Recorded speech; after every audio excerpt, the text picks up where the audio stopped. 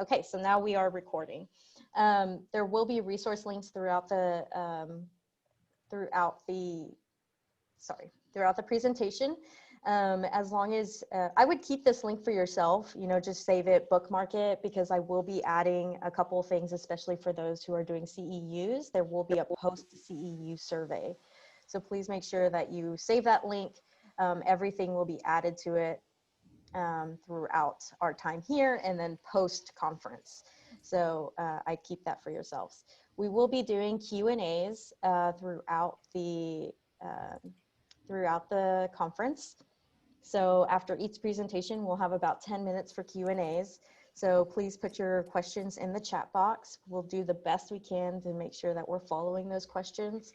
So during the Q&A, please make sure that you just keep it to the Q&A topics, and then we can always move on to conversation later. Now, I want to let everyone know to respect this space. This is a learning space for everyone. Some of the topics that we're going to be discussing today may bring up some feelings, maybe some feelings of sadness, or making you uncomfortable with some topics that you're not really aware of, or maybe things that you have experienced yourself. So we ask that you just respect the chat feature, that you aren't targeting anyone aggressively, and that if you have any concerns, you can always email me directly, or even any of our faculty, our organization members, such as Bonnie Cook or Maddie Worley or Sylvia, who is on this call today. Maddie Worley, you should see her in your chat. If you want to discuss something like a technical issue, or maybe you're having an issue with an individual in the chat, then you can message her directly and she'll be able to help you. Sorry, I'm emitting some more. So just wanted to let everyone know, if anyone has any questions, please let me know. And Maddie, just to let you know, Maddie, if you can help me out, if you want to just kind of give me a shout, if there's something that needs to be taken care of since I am the host, or if there's a question I need to answer, please let me know. And I know you'll do a great job with that. And let's see. Okay. So some things on the agenda for today. We have, we're going to be introducing ourselves to all of you. If you're not familiar with who Mental Health America of Greater Dallas is, and some of our commitment and mission in our communities, then we want to go ahead and go over that with you. We'll go over our commitment to be anti-racist in all that we do. We want to make sure that we're showing or letting you know that we are here to be a resource for you. We want to continue on past this. This is just a kickoff conference. This is to introduce you to some topics that aren't really widely spoken about, and then discuss some things that we can do within the community to really take action. You know, just be ahead of the game. Yeah, for sure. And so if, before we get started, just a reminder, if you can rename yourselves and then make sure that you're on mute, you can always show your video if you'd like. Okay, and then we'll also go over, Dr. Sylvia Fuentes will be going over becoming the change, some factors and definitions. Social determinants of health will be led by our Bonnie Cook, CEO and president of MHA-Greater Dallas. And then we'll have a panel with Alycia, Castillo, Shannon Walker, and then also Erica Taylor, to be talking about what we've learned today and how we can take this not only in our individual actions, but also in our actions in our practice, in our professional life, and then also through our advocacy. And then we'll go over some resources. All right. And I speak very quickly, so please, I will try my best to watch the chat, but if I am, am I speaking too quickly or not clearly enough, please let me know. All right. Let's see, we'll turn this on to full screen. All right. So Bonnie, if you don't mind introducing yourself to the chat, please. Hi, everyone. I'm Bonnie Cook. I am the Executive Director of Mental Health America of Greater Dallas. We want to thank you so much for coming today and spending your morning with us talking about this very important topic. We have never done something like this, And I guess it was back in August, probably September, August. Meaghan came in my office and said, you know, I want to do something. And I said, okay, what would you like to do? And so she kind of rattled off what she wanted to do. And I said, so you want everybody to act better? She went, yes, I want everybody to act better. I said, okay. I said, we can do that. Let's talk about ways that we can help people act better and do like they're supposed to do. And start thinking about justice from a mental health perspective. I said, so I think a way we can do that is to, you know, have an educational event, since we're really good at putting on educational events. And so she took this and ran with it. And that is how this all came about. And then what we're going to do after this event is over, we're going to spend the next 6 months talking about issues in Dallas and within Texas. And our goal, and she'll explain more about this later, but our goal then later, and my hope is at the end of June, that we are going to have a document that we can turn around and that we can give to legislators and that we can give to the community that says these are our recommendations of how we change the course of mental health through a social justice lens. So that is my hope. Of what we can do. And Meaghan is leading the charge through all of this, and I cannot thank her enough for the work she's done. And I cannot thank our speakers and the work that they have done to prepare for this. I think this is beyond timely. It is, it's a shame it's taken this long for us to be able to have this discussion, but I'm very excited about where we're going and where this might lead. And we hope to be the lead on this endeavor. We do a lot of educational programs and a lot of community awareness about mental health and mental illness. We have several symposiums and conferences that we do. You can go to our website that has all this information about our organization, which is www.mha-dallas.org. But we do an adolescent symposium. And that is in February of next year. If you have not signed up to attend that conference, please do so. We advocate for those with mental illness, and we advocate for mental health. I talk about this a lot. We all have mental health.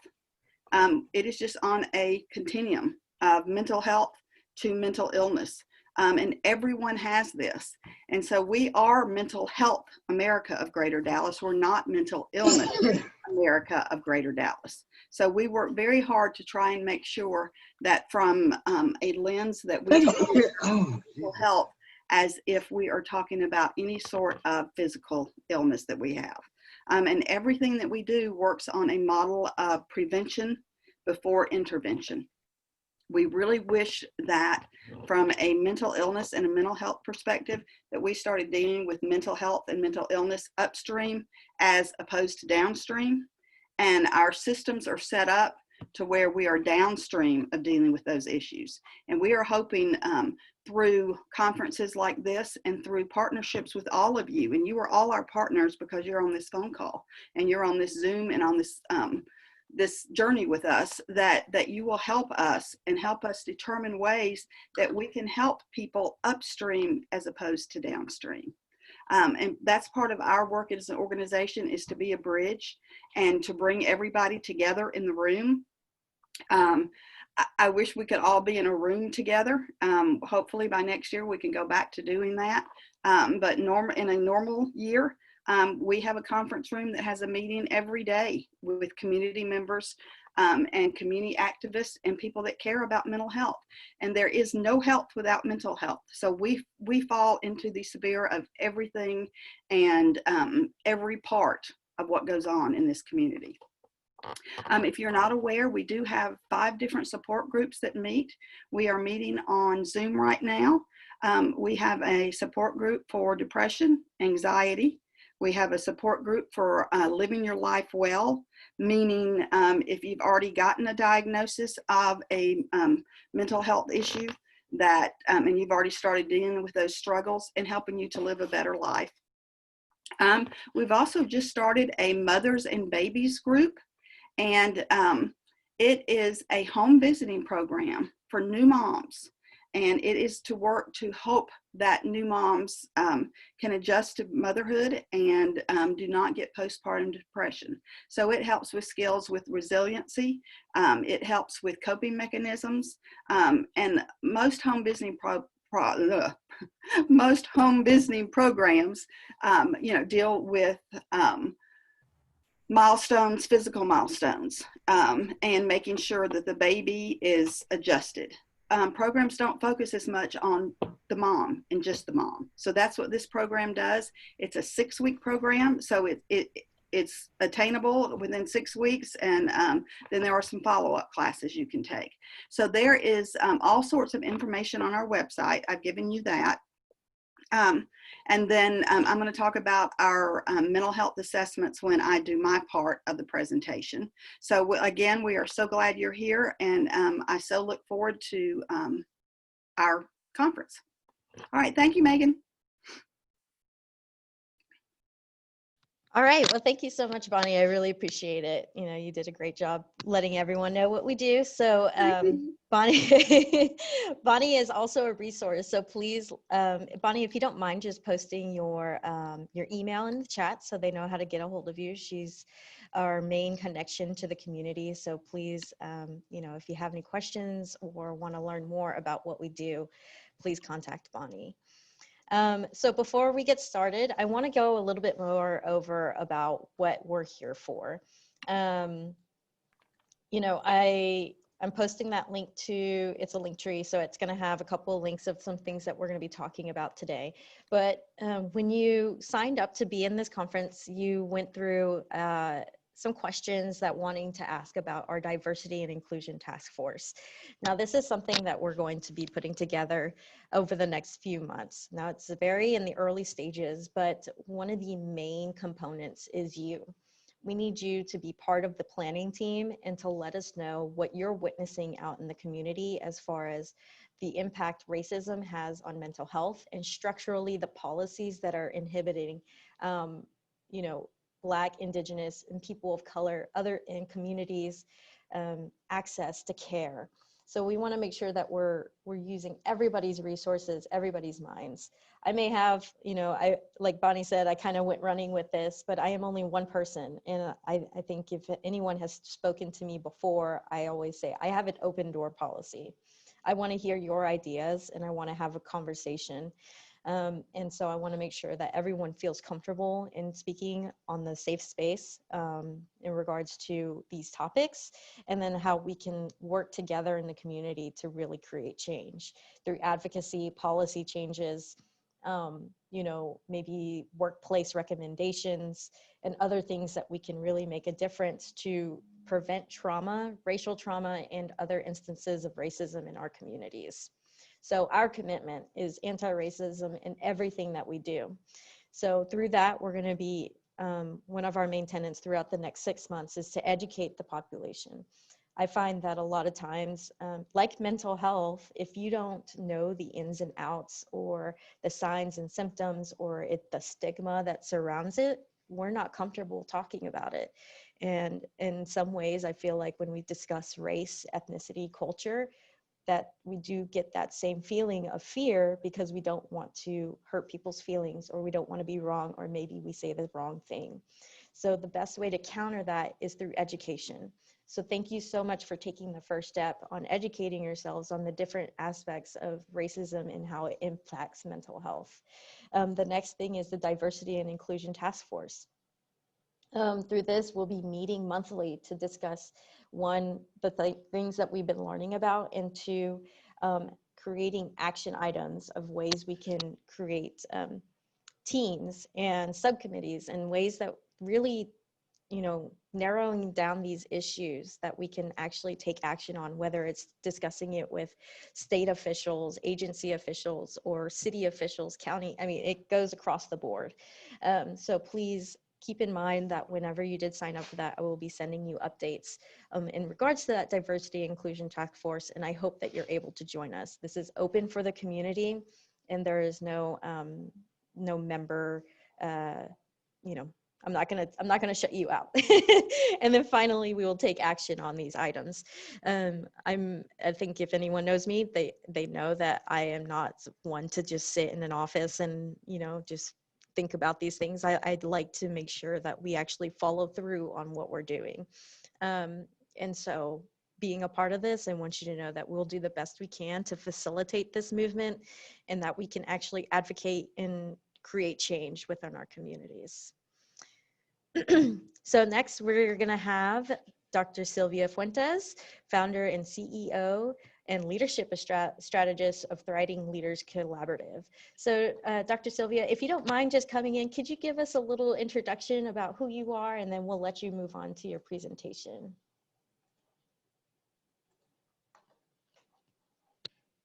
Oh, you're muted, Dr. I was starting to say good morning, everyone, and I was muted. All Trying right. to follow protocol, Meaghan. But good morning, everyone. My name is Dr. Sylvia Fuentes.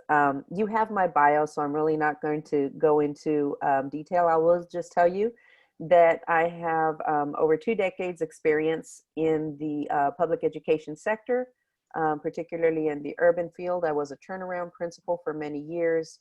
So I've been quite familiar with issues of trauma, toxic stress, poverty, as well as race and equity and inclusion topics. I am now a national level consultant and trainer. And as Meaghan mentioned, I'm also a leadership strategist. So I'm actually a certified strengths coach through Gallup as well. And I am pleased to be here today, particularly on a topic that has been near and dear to my heart for many, many years. And most recently, my dissertation was actually entitled Recognizing and Combating the Intersectionality of Race and Equity in Trauma, Poverty, and Toxic Stress Experiences for EC-12 students. Thank you, Dr. Sylvia. Well, you should have permissions to share your screen if you're ready to do your presentation. Thank you. Oh, I see, and I'll be admitting people too now. Okay.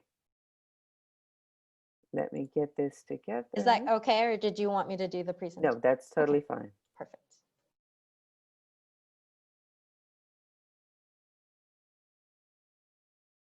I just want to make sure I don't miss anyone. Okay. So as Meaghan mentioned, everyone, once again, thank you for joining us. The title of my presentation is Becoming the Change. And it is directly taken from Gandhi, be the change you wish to see in the world, because I'm a firm believer that if change is going to happen, it's going to happen with us as individuals.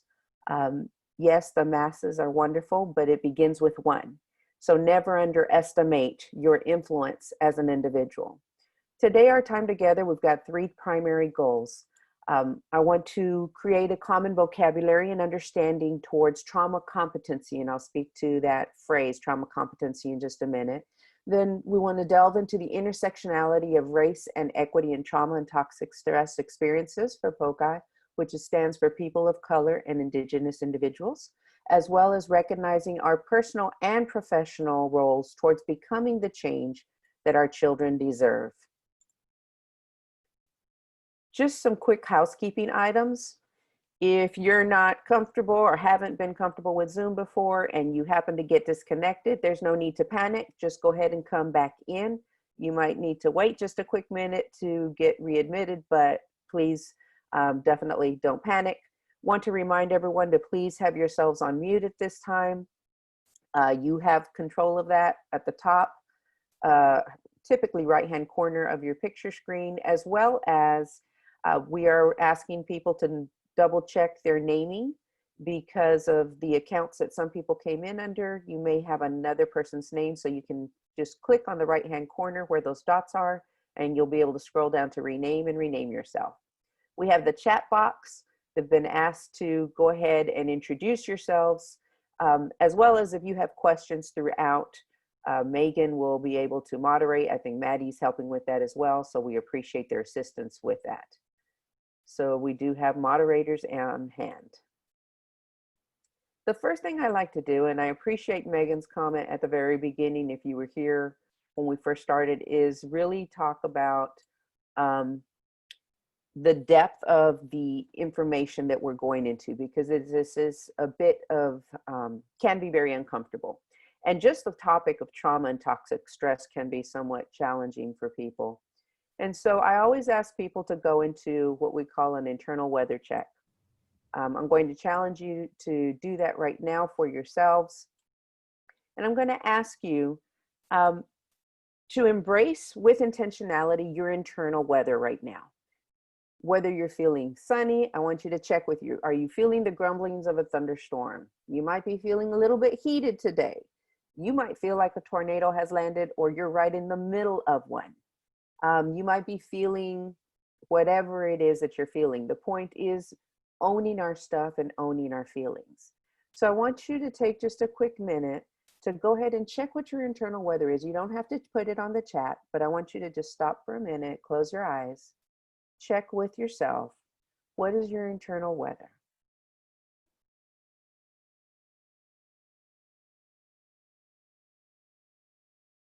You see, when we embrace with intentionality our internal weather, we're able to better manage our input from others as well as our output to others. So it's important on a daily basis, and for me, sometimes multiple times a day, to double check my internal weather so that I can be my best self and offer my best self to others. Along with mindfulness comes the concept of a gratitude moment.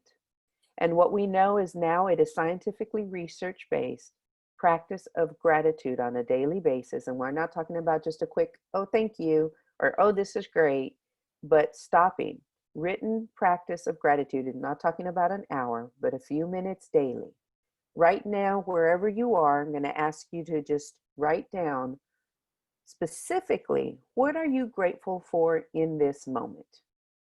And include in your writing why you are grateful for whatever it is that you're grateful and how it makes you feel. Those two things. What are you grateful for in this moment? If you'd like to share it in the chat, you are more than welcome to. You do not need to feel pressured to do that. But we do want you to spend a moment, because gratitude can actually help you curtail, sometimes even shift your internal weather.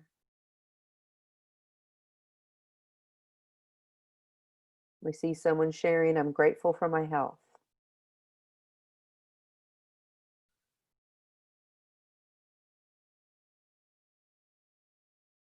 Another, grateful for my life, grateful for my health, grateful for this opportunity to learn.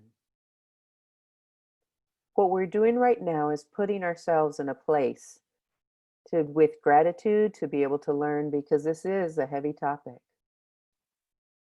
Grateful for family, grateful for my home with working HVAC, yes. Grateful for my faith, grateful for seeing friendly faces. Grateful that family is safe and healthy and job.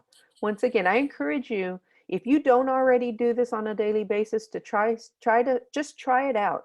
Give yourself a week of journaling, short 5 minutes writing every day. What is it that you are grateful for in that particular moment, and why are you grateful? So that you can go deep into your day with a new vision, with a new change, because there's actually brain chemistry changing when we practice gratitude. That's what we have learned through science. So why trauma competence? Well, we know just recently, as late of June 2020, excuse me, an APA report cited in USA Today told us that over 80% of US adults report that the nation's future is a significant source of stress. And over 70% say that this is the lowest point in the nation's history that they can remember in their lives. What we also know is this report identified that adults reporting symptoms of psychological distress have tripled since 2018. The quote, "We are facing a culmination of crises. Unlike anything we have seen in our lifetimes, in coronavirus, in economic turmoil, and racism, comes to us by Jaime Diaz Granados, the Deputy Chief Executive Officer and Acting Chief Scientific Officer of the APA. Again, I want to reiterate, we are facing a culmination of crises unlike anything we have seen in our lifetimes, in coronavirus, in economic turmoil, in racism, unlike anything in our lifetimes. So this topic is absolutely critical to all of us.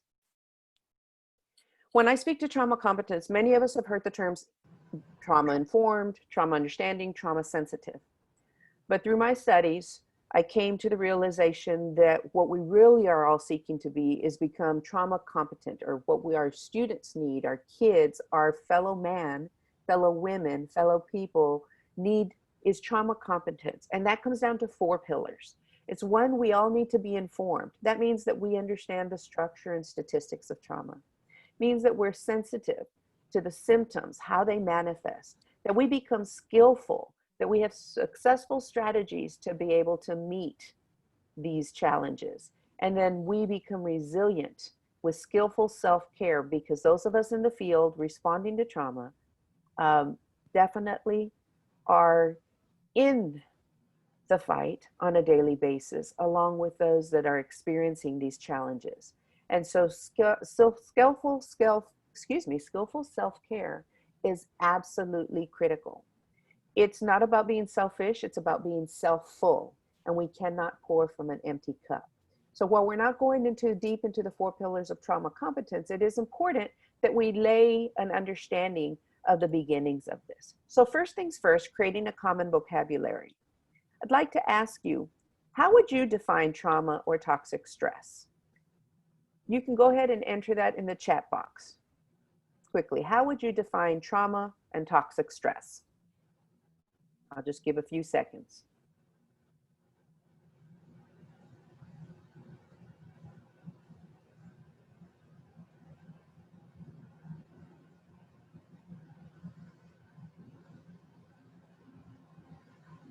Ongoing hurtful feelings.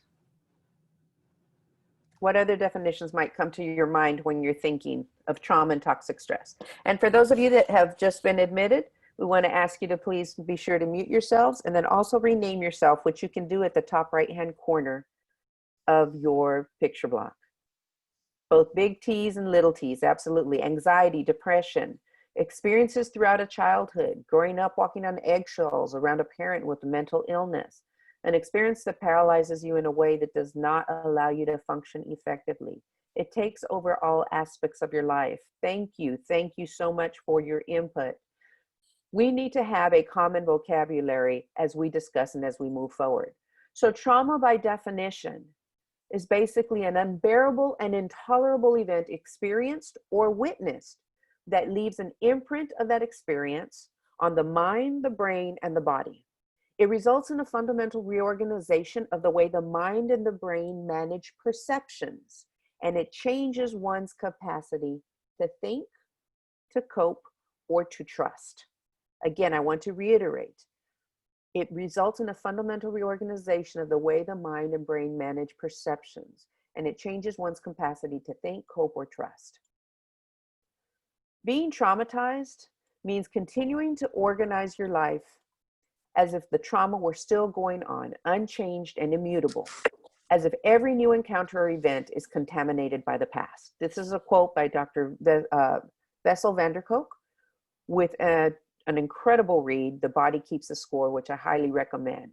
Again, being traumatized means continuing to organize your life as if the trauma were still going on, unchanged and immutable, as if every new encounter and event is contaminated by the past. So now keep in mind, there are people who have yet to escape their traumas. There are children that go home daily to their abusers. There are spouses that go home daily to their abusers.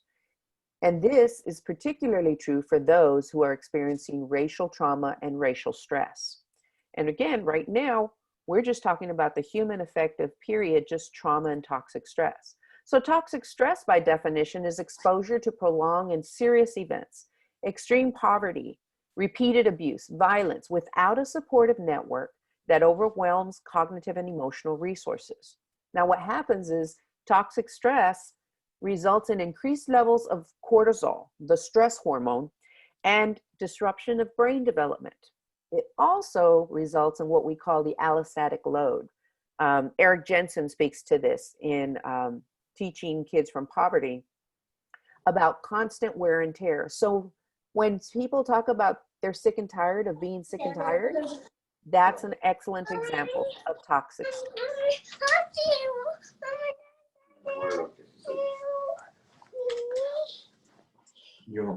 There are 3 basic levels of stress. There's positive stress. Those are the brief increase in heart rate and mild elevations in stress hormones. There's tolerable stress, serious temporary stress responses buffered by supportive relationships. Positive stress could be the excitement of going into the interview for a new job. I mean, it's a bit of stress, but it's good stress. Tolerable stress. You had a fender bender, but you have somebody that you can call on. Toxic stress, however, becomes prolonged activation of stress response systems in the absence of protective relationships. You see, toxic stress is actually coined as such because it is literally toxic to the mind, to the body, and the soul. And so what we know is that toxic stress is actually poisonous to our system. Let's talk a little bit about some data and talking about those statistics. Currently, the national data on our youth tells us that over 1 in 5 teenagers in the United States have had a mental health disorder that caused severe impairment in their ability to function. What we also know is that suicide has become the 2nd leading cause of death among youth ages 10 to 19 years of age. It's a statistic that has been holding for a few years now.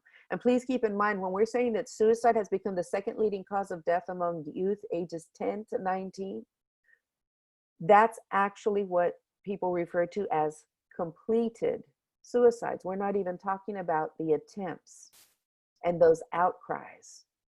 So we need to pay attention to what's going on. The rate of youth suicide has actually increased by 58% in the past decade. And mental health disorders are actually the leading cause of disability among adolescents. Now, bringing it home to Texas specifically, the Texas state data on our youth, and this is 2020 data, more than 3 children die from abuse or neglect on average every week here in Texas. Over 182 children are confirmed victims daily. Keep in mind that our CPS personnel are stretched. So these are the confirmed cases.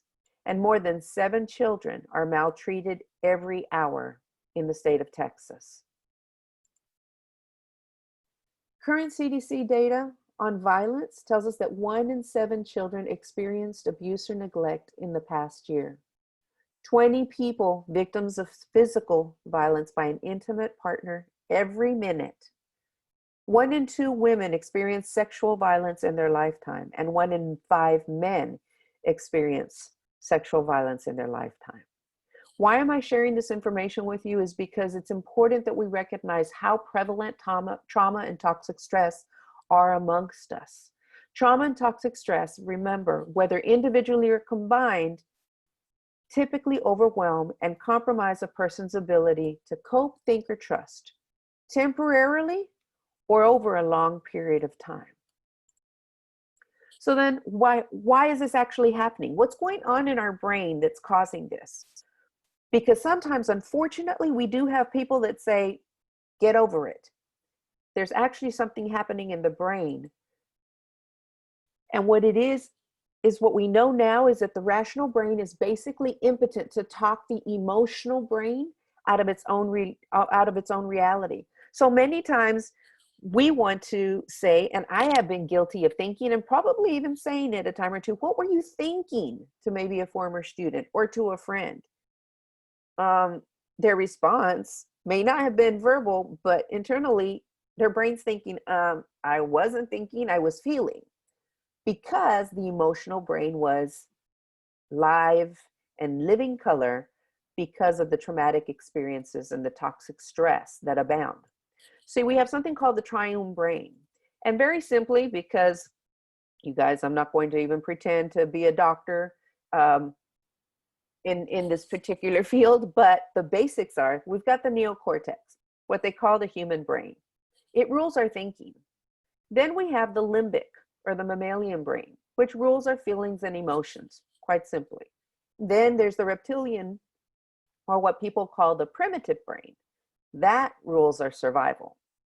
The brain in three parts, very simplistically, I know, but it's important that we become familiar with this. Because you see, when trauma and toxic stress kick in, this results in changes in neurochemistry. There's what we call, what I mentioned earlier, increased cortisol, which is referred to as the stress hormone. Now, sometimes you hear commercials saying, you know, commercials for selling cortisol, because we need cortisol in our bodies. However, when it's increased to a certain level, it decreases what some people refer to as the happy chemicals. The happy chemicals are serotonin and dopamine. And they do some very important things for us. You see, when we decrease the serotonin in our body, that's affecting our mood regulation. We become at risk for anxiety and depression because of decreased serotonin. Decreased dopamine? See, dopamine is what helps us feel pleasure, what helps us feel motivated to do things. It helps us concentrate. When we decrease our dopamine within our systems, then we become at risk for addiction because we're seeking pleasure. We're seeking motivation. We're seeking that good feeling. And trauma and toxic stress actually compromise these. So remember we talked about our triune brain just a minute ago? Well, going back to it, the rule thinking, the human brain, ruling our feelings and emotions, the mammalian brain, that survival.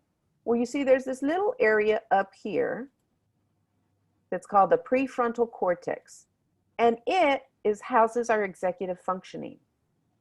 Down here is our fight, flight, or freeze. So our survival brain, when this part is kicked in for the fight, flight, or freeze, this prefrontal cortex isn't able to really do its best work. When we fight, it can be verbal or it can be physical. It presents in many different ways. The flight doesn't necessarily mean we actually physically leave. We could, but it could also mean we shut down. We close our eyes and we become non-responsive. Or the freeze, very similar. There is also a fourth effect that people are now speaking to, and it's called the fawn effect. We typically hear about the FFF factor, which is fight, flight, freeze, but there's also possibly an effect that is now coming into the science and into the mental health field speaking to the fawn factor. And I don't go deep into that right now, but basically just so that you're familiar, that you can check into it for yourselves, the fawn factor is those who fall into the trap of people pleasing because of trauma and toxic stress as their way to combat it. Because fight, flight, and freeze is a person's way to combat the trauma and the toxic stress. It's their survival mechanism kicking in. Let me give you a better that will let you understand the FFF. Humans, like all species, have self-protective mechanisms to help us survive. Our fight, flight, or freeze survival response, the FFF for short, is designed to mobilize our brain and body to fight an enemy, run from an avalanche, or freeze to hide from a predator. Our brain sometimes misinterprets safe situations as dangerous and can set off false alarms. When the amygdala, our brain's watchdog, senses and barks danger, our body enters survival mode quicker than our rational mind can react, leaving it trying to figure out why we feel in mortal danger. When the FFF alarm is sounded, we start to breathe more quickly and shallow, causing hyperventilation, and our heart starts beating very fast. These changes can cause strong chest pain, which many people interpret as symptoms of a heart attack, when in fact it's just a result of the FFF activation, which can be relieved through breathing exercises. As a way of getting you ready for action, blood is diverted towards the major muscle groups. Blood flows away from our digestive system, causing the bladder to relax, and we might feel the need to pee. The mouth goes dry, nausea can occur, and we get the butterflies feeling in our stomach. Blood also rushes from extremities, leaving us with cold hands, but often sweaty palms as the action-ready body starts sweating to avoid overheating. Legs and hands can start trembling and feel weak, while tension starts building in big muscles like the thighs, neck, and shoulders. In our head, FFF alarms cause our brain to focus on negative memories, probably so it can scan them to avoid danger and negative outcomes. We get tunnel vision as our pupils dilate to increase our focus and long vision, but as a result, we lose our peripheral vision. FFF activation also reduces our ability to recognize differences in facial expressions. Too much oxygen and too little CO2 can result in dizziness or lightheadedness, which many people interpret as signs that they might faint. But because fainting is caused by a drastic drop in blood pressure, and because the FFF increases both our heart rate and blood pressure, it's nearly impossible to faint when this happens. Over time, depression, anxiety, and high levels of stress all harm the brain's ability to slow or cancel false FFF activations, causing them to happen more often. Knowing the symptoms of false activations makes it easier to recognize and reduce their effects. At Tanky Boxing, you can learn both bottom-up and top-down techniques to reduce false FFF activation and bring your body back to balance.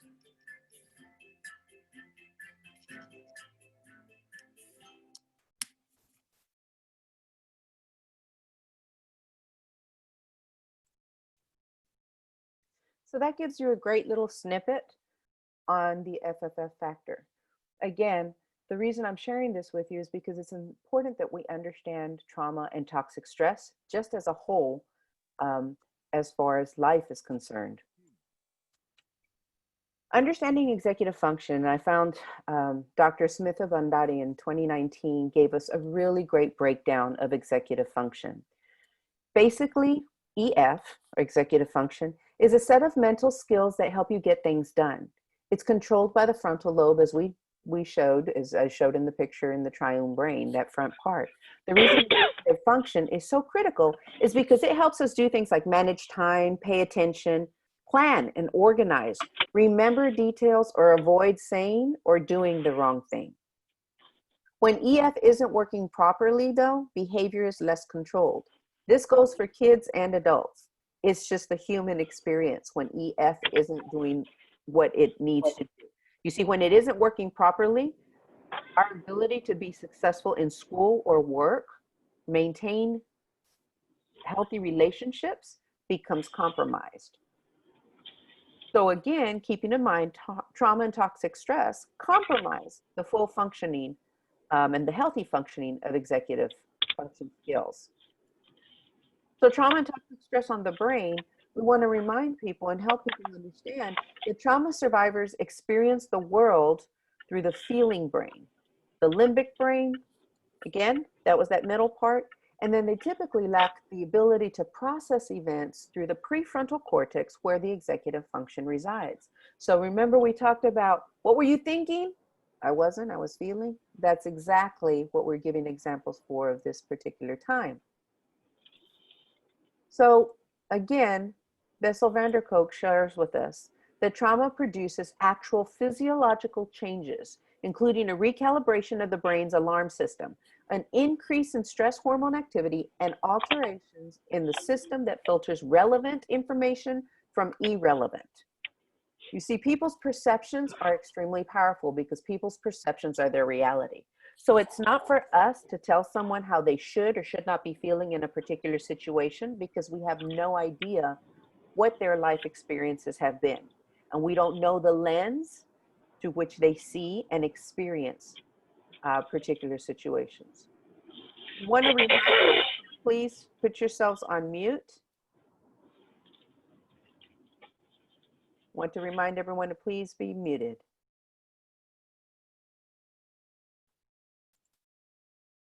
So now delving into the intersectionality of race and equity and trauma and toxic stress experiences among POCI. And we want to share once again, the definition of POCI is people of color and indigenous individuals. Once again, people of color and indigenous individuals. In some cases, you might hear the term BIPOC. which actually does stand for Black and Indigenous and people of color. But there have been misunderstanding because sometimes people have thought that BIPOC speaks to bisexual people of color. And so most of the literature speaks to POCI, again, just to be clear about people of color and Indigenous individuals. And the term comes from the need to clarify the fact that we have groups within our nation. We have groups within our nation that have been historically marginalized and mistreated, and that something needs to be done.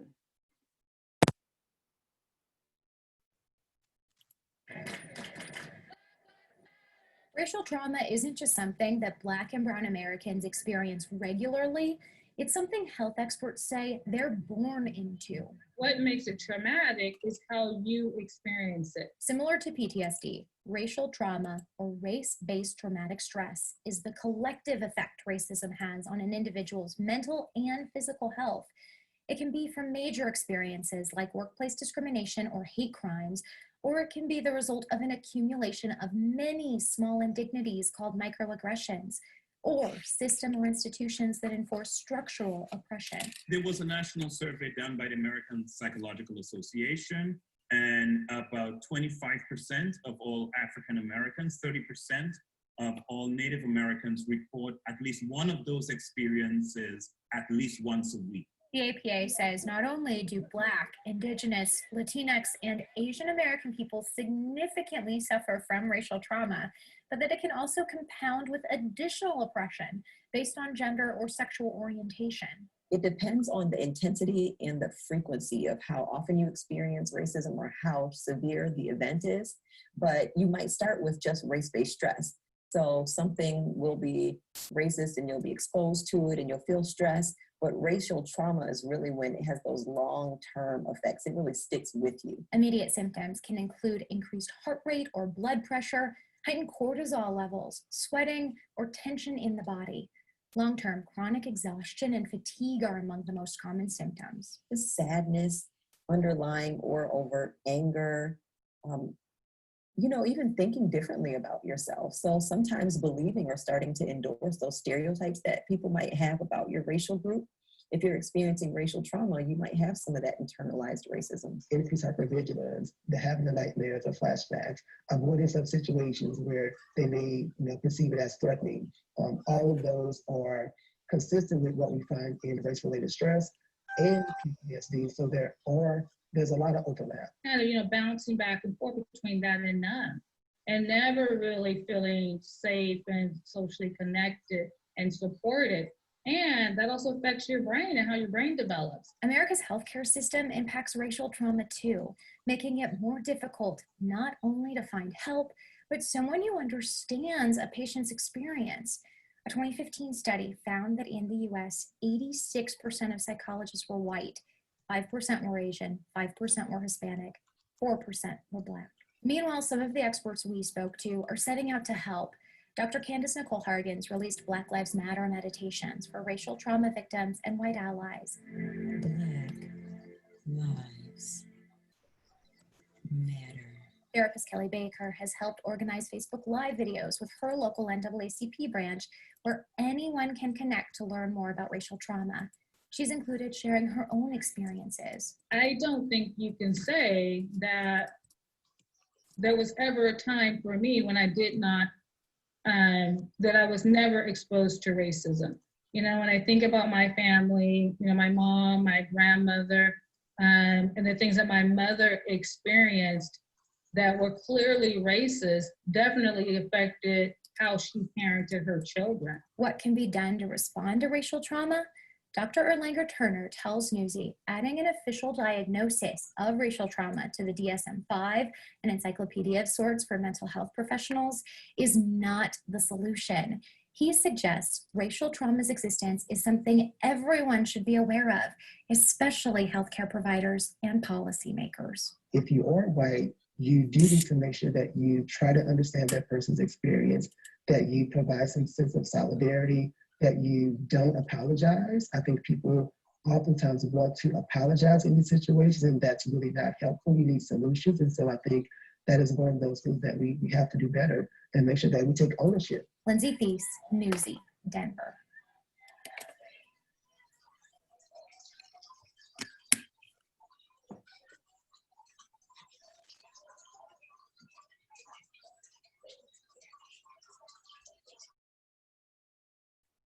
So this gave us an introduction to racial trauma, racial-based stress. Just going into it just a little bit deeper, or just clarifying. The racial trauma, a form of race-based stress, refers to people of colors and Indigenous individuals' reactions to dangerous events or perceived experiences of racial discrimination. It may include threats of harm and injury, humiliating and shaming events, and witnessing racial discrimination towards other people of color and Indigenous individuals. The National Child Traumatic Stress Network in 2017 defined race-based trauma as traumatic events that occur as a result of witnessing or experiencing discrimination or structural prejudice, also known as institutional racism. Once again, what I want to clarify very importantly are the pieces within these definitions that say dangerous events or perceived experiences, also witnessing. So it's not a matter of just immediately feeling it or being the initial contact of racial discrimination, but witnessing, hearing about it, being surrounded by it is part of race-based or racial-based trauma and stress. You see, racial trauma and stress can present physically, they can present emotionally, it can present mentally, it can present socially, it can present economically. It actually presents in all of these ways and many combinations of these ways. With that being said, I'd like to share with you a brief story that I recently was made privy to in a training that I held actually here in the Metroplex in the Mesquite area in August 2020. I was doing a training on trauma and race and the inequities. And a mother talked about her 5-year-old son. We had already done a lot of pre-work, so we were definitely in a safe space. But I want to speak to the fact that this 5-year-old, the mother shared with us that she thought she still had time to have the talk with her Black son about safety and about the color of his skin and what he needed to watch out for. But it came to her doorstep before she thought it was time, because she found out that he had been telling people that he's not Black. And she thought it was a joke. In short, the 5-year-old insisted, "I'm not Black, Mama. I'm not Black." And she was like, "Baby, yeah, we're Black. Our whole family is Black." And he said, "No, I'm not Black, Mama." And so she finally decided to ask him, "Well, what do you mean, sweetheart? Why do you say you're not Black?" And he said, "Mama, I'm not Black because Black boys die."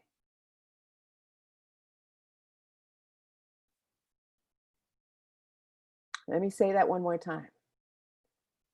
Out of the mouth of a 5-year-old here in our little Metroplex in 2020, he said, "Mama, I'm not Black because Black boys die."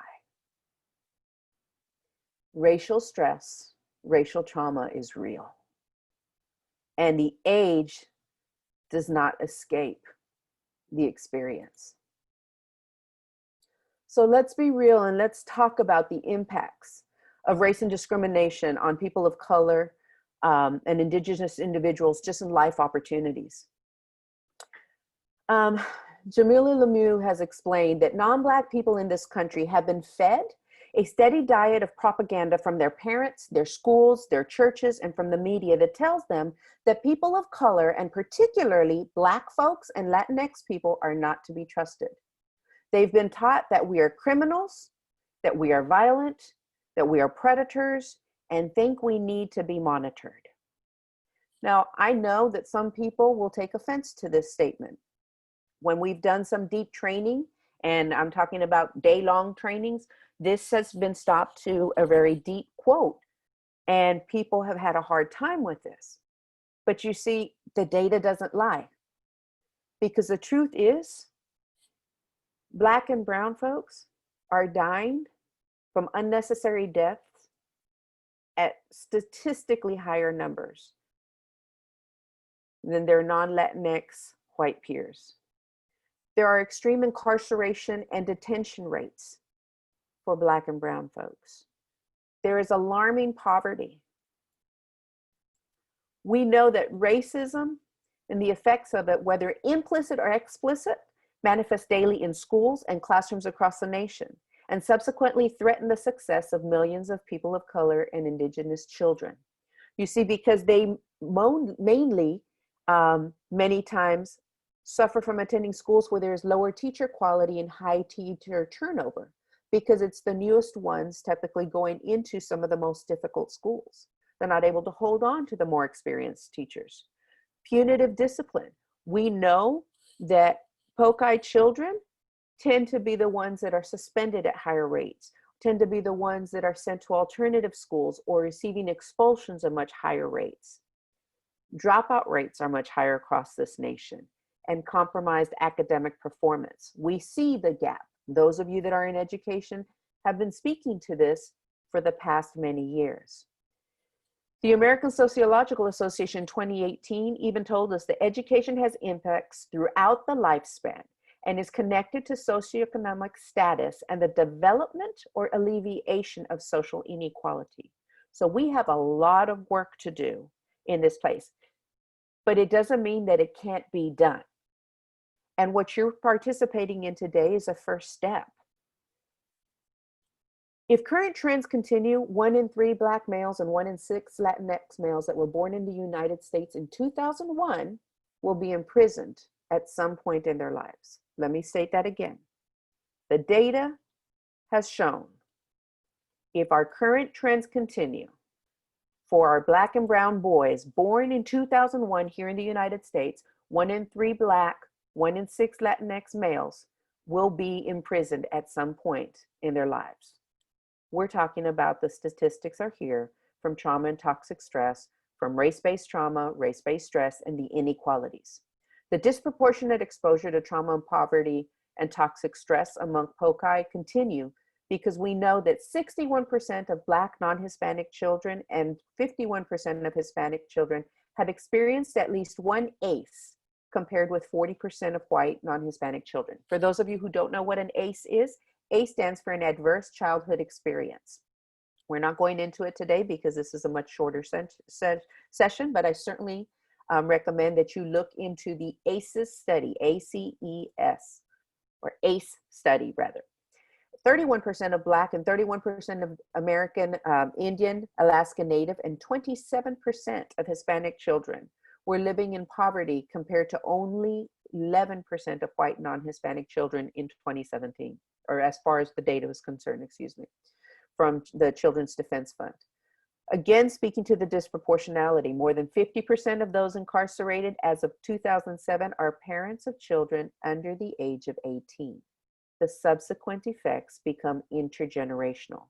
The reason I share that last data with you is because that's another form. That's actually one of the ACEs, if you have someone in your household who has been jailed or imprisoned. So it's extremely powerful to understand what we're living in and among.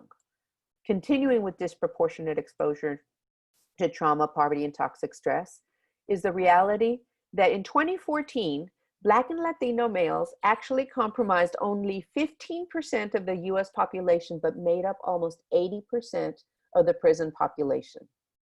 Let me repeat that.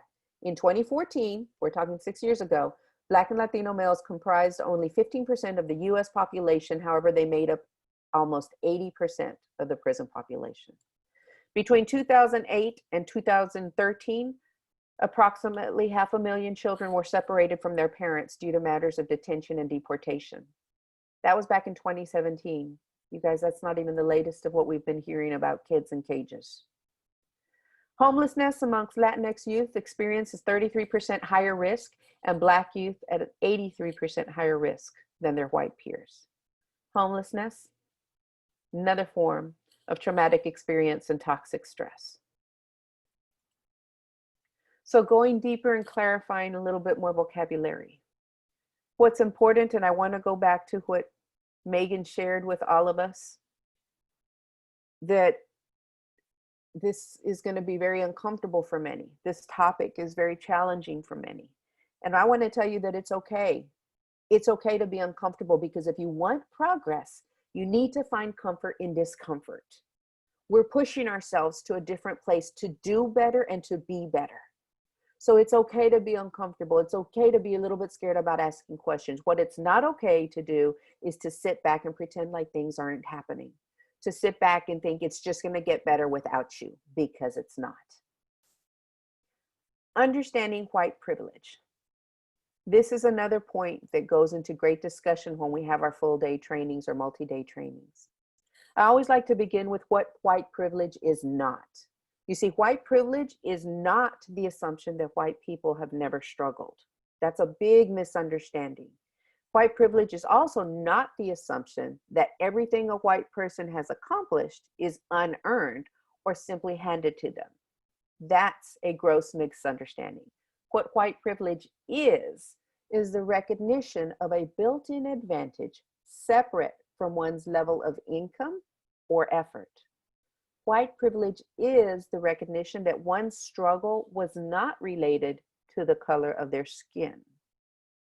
White privilege is in existence because of historic, enduring racism and biases, and we've allowed it to continue. It's very important that we recognize white privilege. It's not about judgment, it's about understanding so that we can progress and again, do better and be better. In order to do that, we need to speak to microaggressions. You see, microaggressions are those intentional or unintentional habits and or ways of being, thinking, feeling, and speaking that are negative, derogatory, and condescending to one another or to another person. Sometimes they're seemingly unimportant or innocent comments to an outside observer may be viewed completely differently by the receiver or target of the comment. They're brief, everyday exchanges that send denigrating messages to certain individuals because of their group membership. They are harmful to the mental and emotional health of receivers and may significantly compromise their ability to thrive in an environment or even society at large. Microaggressions. I guarantee you, many of you have been guilty of them. I know I have. We've either said them, heard them, participated in them. A microaggression, boys don't cry. You throw like a girl. That's so gay. Oh, you speak English so well. Those little comments that target a group. I had one lady one time saying, well, dang, I can't say anything because I'm going to hurt somebody's feelings. Well, it's about watching your words. It's about thinking before you speak. It's about learning to do better, to be better. Let's be very clear that you see the term micro, that portion of microaggression pertains to the perpetrator's perception of downplaying the significance of the insult. It does not quantify the depth of the insult, nor its overall ramifications on the well-being of the targeted individual or group. Another important thing for us to understand as we move in the process of becoming the change is recognizing implicit bias. You see, implicit biases, basically it comes to having attitudes towards people or associate stereotypes with them without our conscious knowledge. That comes from the Perception Institute just this year.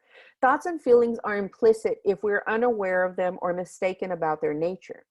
Now, a bias is simply going beyond neutrality and either possessing a preference or aversion, in this case, about a person or a group of people. Our implicit biases often don't align with our own declared beliefs. That's why they're implicit. We say one thing, but we actually do another. And when we're doing that other thing, we don't even recognize it many times. Oh, but I have a Black friend. What does that mean? What does that prove? I recommend, if you haven't already, and I know this was part of the pre-survey sent out or pre-information to the conference, is that you go and that you visit the implicitharbor.edu and take the implicit association test. They actually have a series. They have race-based implicit association tests. They have based off of religion, you name it, sexuality, gender, just a multitude. And see what you learn about yourself to help you on your journey towards improving and to becoming the change. Now, I want to talk briefly as I close on recognizing our personal and professional roles towards becoming the change our children deserve.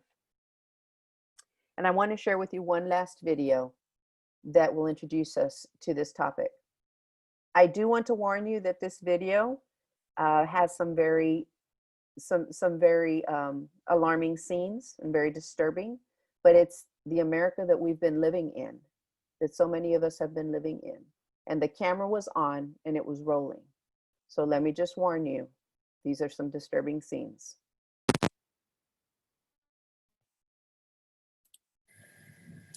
Escalating violence and viral video showing African Americans being shot and killed is taking a toll on the Black community. 41 Action's anchor Cynthia Newsom talked with mental health experts who said the psychological impact is similar to what soldiers experience in battle. I can breathe. When you watch an officer put their knee in someone's neck, it is dehumanizing, and for me, it's like, where is the dignity? Not only for this person, but even for the people wearing the uniform. The African-American man begging to breathe died Tuesday, and 4 Minneapolis police officers were fired. In Kansas City, 2 weeks ago, 2 Kansas City police officers were indicted on assault charges for slamming an African-American transgender woman's head onto a concrete sidewalk in May of 2019 and holding her down with a knee. In early May, cell phone video went viral showing an unarmed African-American man in Georgia who was shot and killed last February while he was jogging. 2 white men have been charged in his death. After previous assaults, we said, well, we can't wear hoodies. We said, well, we can't walk around at night. We can't, and now, we're questioning, can I jog in broad daylight, or will someone assume that I'm running from a crime? I talked with Janae V. Henderson, a licensed professional counselor in private practice in Kansas City. She explained that many Black people are frustrated and angry, experiencing what she calls racial trauma and hypervigilance. I'm checking on my surroundings. I'm looking around. I don't want to sit to my back towards the door because I want to make sure I can see what's coming towards me. The way that things are happening right now, we all have to question what can we all do to make sure that there's real justice and real healing happening in our community. And then there's an African-American man threatening my life. African-American male telling a lady what's right, but her white privilege, as it showed in the video. And so I think that there needs to be some conversations about that example. The ad hoc group against crime leader said law enforcement needs to continue racial bias and de-escalation training and hire and promote more African-American police officers into leadership positions. We talk to our legislator about it. We write letters about it. Some people that feel comfortable, they protest about it. And as African-Americans respond to injustice, the counselor said it's important to keep living and not allow racial trauma to take over your life. Cynthia Newsom, 41 Action News. The leader of ad hoc group against crime said racism and violence are learned behaviors. Racism and violence are learned behaviors. He said majority race communities equally outraged over injustice against African Americans can help by sharing their opinions with their family members and friends.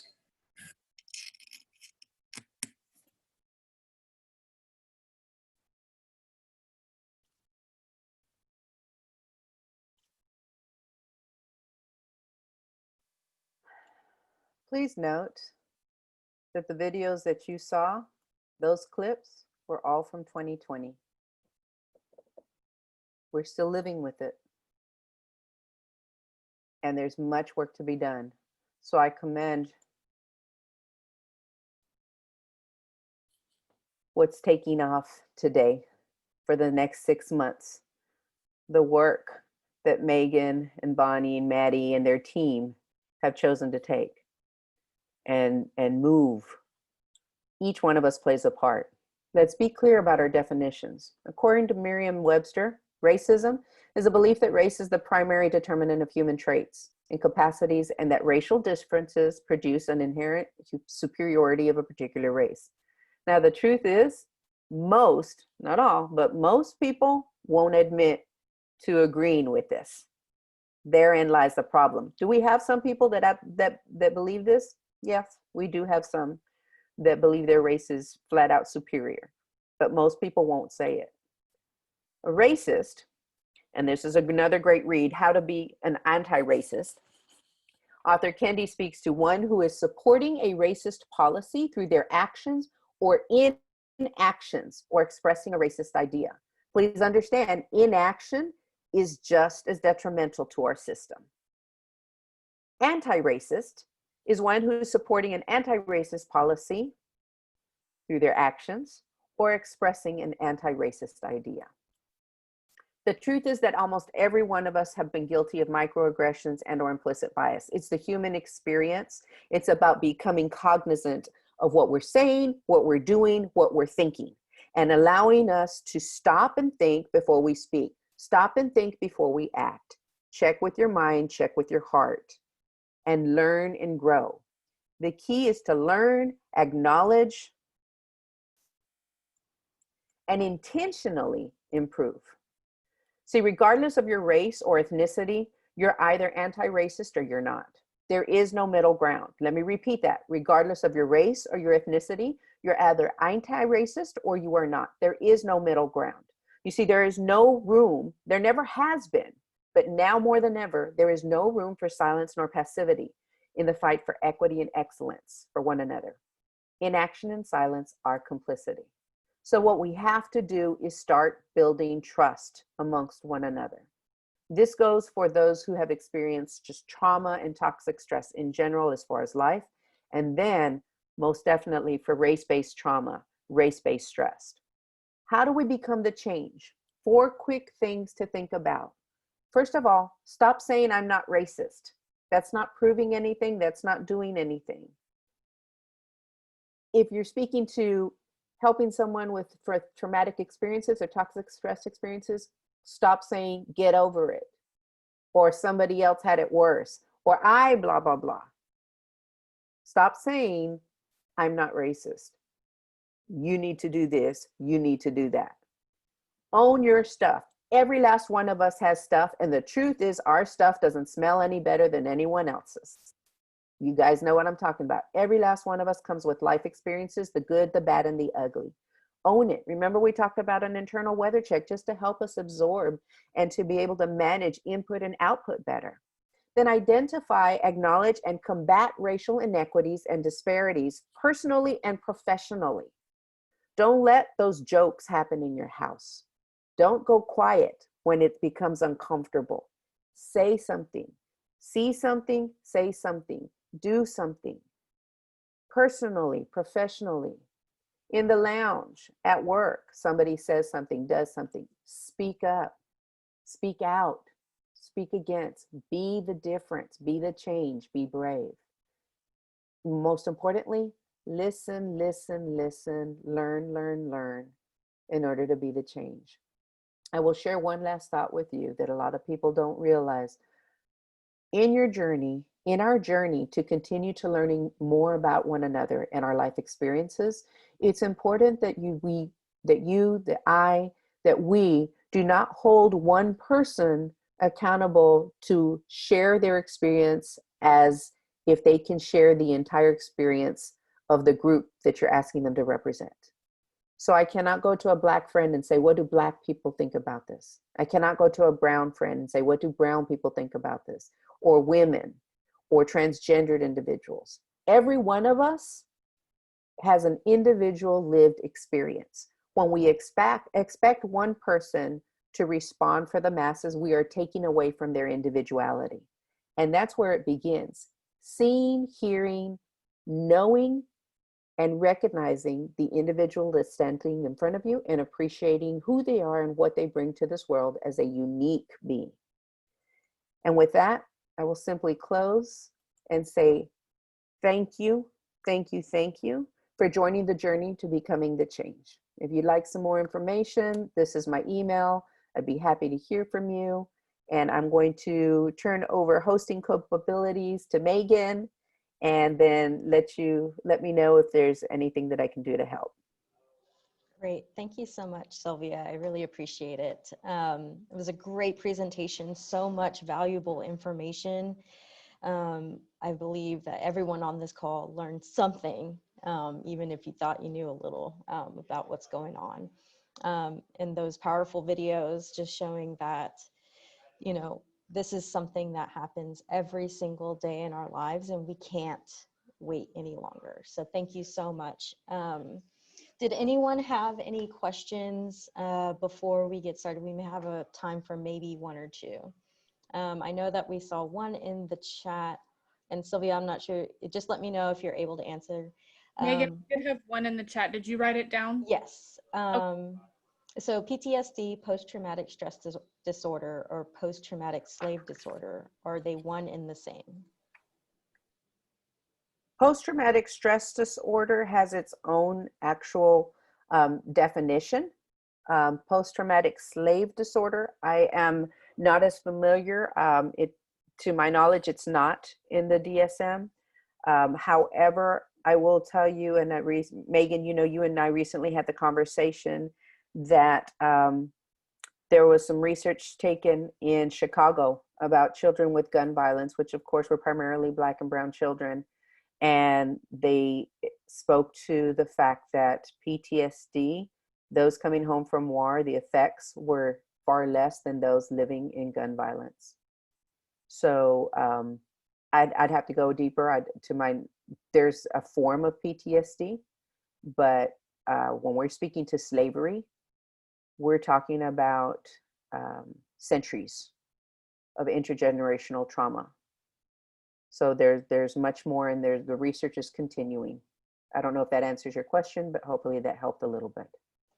Yeah, and that kind of leads me into the reasoning why we have this 6-month period in which we're going to keep touching base on these topics, because intergenerational trauma is extremely real and affects families every single day. So that is a topic that we will be discussing in the next few months. So if your questions weren't answered today, then we will definitely be answering them later in the series. You know, Meaghan, I will say very quickly, just so that people know, yeah. For those of you that are not aware, generational trauma and toxic stress is real, and science has proven that it actually can last up to 3 generations without ever having even touched the original trauma that took place. It has actually changed chemistry, which may lead into part of Bonnie's conversation in social determinants. But we know that it actually hits our DNA. So, therefore we have predispositions to certain health, well, not just physical health, but mental health challenges. Absolutely.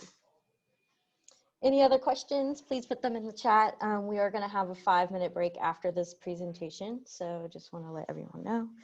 I don't see anything coming just yet. We'll give it just a few more seconds. We'll just make an announcement. I believe I am host again, but if you can, please change your name. I made the mistake of sending out Mr. Patrick LeBlanc's link. I do apologize, Patrick. But if you can change your name, please do so. That would help out greatly.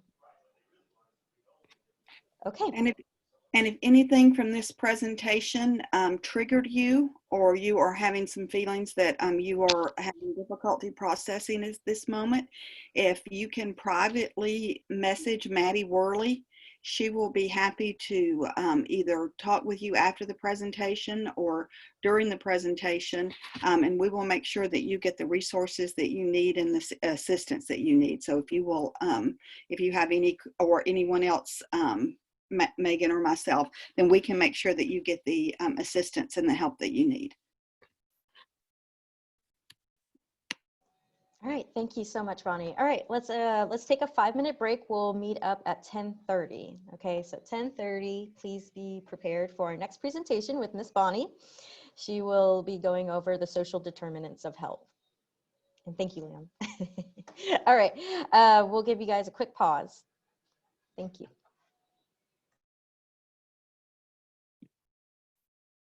Dr. Fuentes, wonderful job. Fabulous job, if you're still on the line. Yes, I'm here. Thank you so much. And it was just it's a fabulous presentation. I really hope that we can find a way for you to talk all day long. I appreciate that, but it is definitely something that I'm extremely passionate about. Have been from day one. I appreciate it so much. So thank you. Bonnie, her all-day presentation is just as fabulous.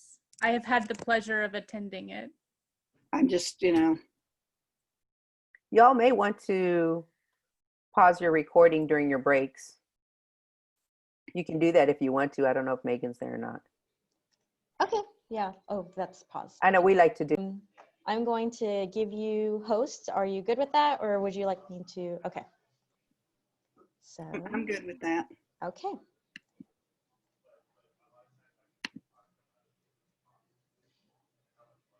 You are now host.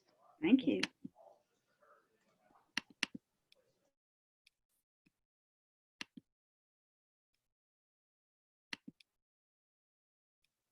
Okay. Are we ready to get started again, or do you want a few more minutes? We can go ahead and get started. Okay. All right. Again, thank you so much for everyone participating in our mini workshops this morning. So glad that you are here. Dr. Fuentes, again, thank you so much for your presentation. It was inspiring, sad, life-changing, and I think it is a wonderful way for us to provide the foundation of where we start as a community, as an organization, as a society, and as a wonderful group of individuals on a Zoom call today. So my presentation is on the social determinants of health and how they factor into mental illness. Dr. Fuentes touched on part of my presentation, and my presentation is, you can spend a whole day talking about these issues. So mine is pretty much a quick overview, and we will be able to get into details as the 6 months happens. So we're going to talk about the social determinants of health. We're going to do a little bit of research on the link between adverse childhood experience scores and mental health, and some of the policy changes that we think ought to happen to protect the mental health of families and individuals. So she did mention adverse childhood experiences. Adverse childhood experiences. I think a lot of people on the call, I was looking through the list of names and I recognized a lot of you, are familiar with adverse childhood experiences, but some of you may not be. They are potentially traumatic events that occur in childhood, and childhood can be up until the age of 18. And these adverse childhood experiences include violence, physical abuse, sexual abuse, emotional abuse, witnessing violence in the home or the community, substance abuse, and incarcerated relatives. So what I have right now, I call it test time. Maddie is putting in the chat box right now a link to the ACEs test. If you have never taken the ACEs test, this is what the ACEs test looks like. It is no more than 10 questions. It's a very simple test to take. It's a difficult test to take for those of us that have grown up in violent homes or have grown up in alcoholic homes or anything. They are difficult to take because you do have to think about your childhood and then your experiences.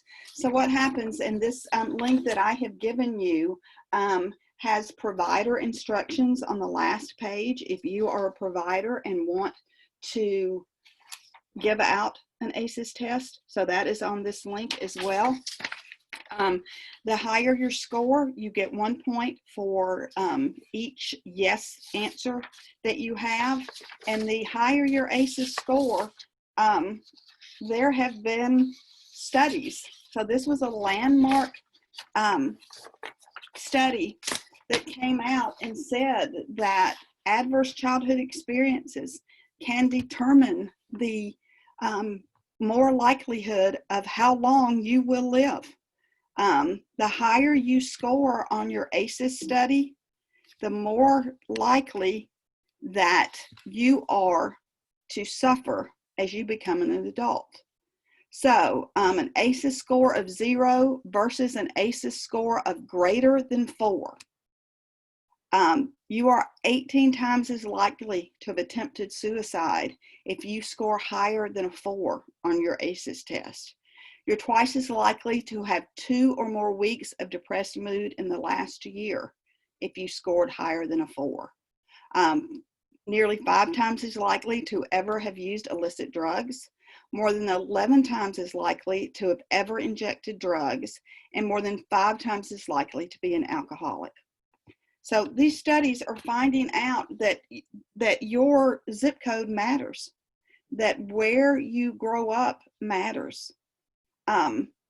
There have been more and more correlations, links, and studies talking about mental health and mental illness and the effects on the brain, and that we're getting into a part of our trajectory where mental health is being recognized as a physical symptom with mental health. And now we're taking that even one step further and turning around and saying that place matters, that your social status matters. One's grocery store matters. And as we look at these ACEs scores and we look at where you fall with this and where you function, and the first time that I took the test, I was really surprised, you know, at the correlation and at those links, that when you talk about if you grew up in an alcoholic home, that your life may be shortened. Those that are diagnosed with a mental illness, on average, live 20 years less than those that are not diagnosed with a mental illness. So we are starting to see that there is a correlation and that there is a link between our socioeconomic status, our zip code, our physical health, and our mental health. So again, here is the test for you to take if you have not taken it.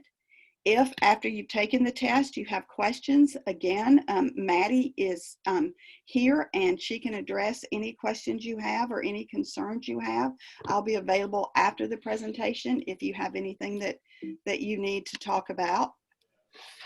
So I think I've given you plenty of time to take it, and then we're going to go from there. So let's look at these adverse childhood experiences. There is a relationship between early childhood trauma and health and well-being problems later in life. So if you look at my little pyramid right here, the basis of everything, adverse childhood experiences, how you start and how your world was viewed from the moment you were born. If you start out, we're going to use alcoholism as the example. If you grew up in an alcoholic home with a violent parent, you have already started with your adverse childhood experiences with social, emotional, and cognitive impairment. If you've grown up in, say, an alcoholic home, you have not learned coping skills. You have not learned from a young age how to develop any type of resiliency, any type of tools to help you regulate your emotions, any type of actual self-talk. You are not put in a position to be able to have a further foundation to ensure as you grow up and as you progress in your life into adulthood, you're not given that support that you need. So you're going to turn around and you're going to adopt health risk behaviors. By health risk behaviors, simple as you are going to eat junk food. You are going to process your emotions through your food. You are going to eat all kinds of sugar to manage your health risk. You are not going to go outside and exercise. The stress of living in that particular environment adds on top of that, and you have health risk behaviors. You may turn around and start drinking as well to deal with a particular emotion or a particular situation. So I have slowly but surely built for you this pyramid. Disease, disability, and social problems.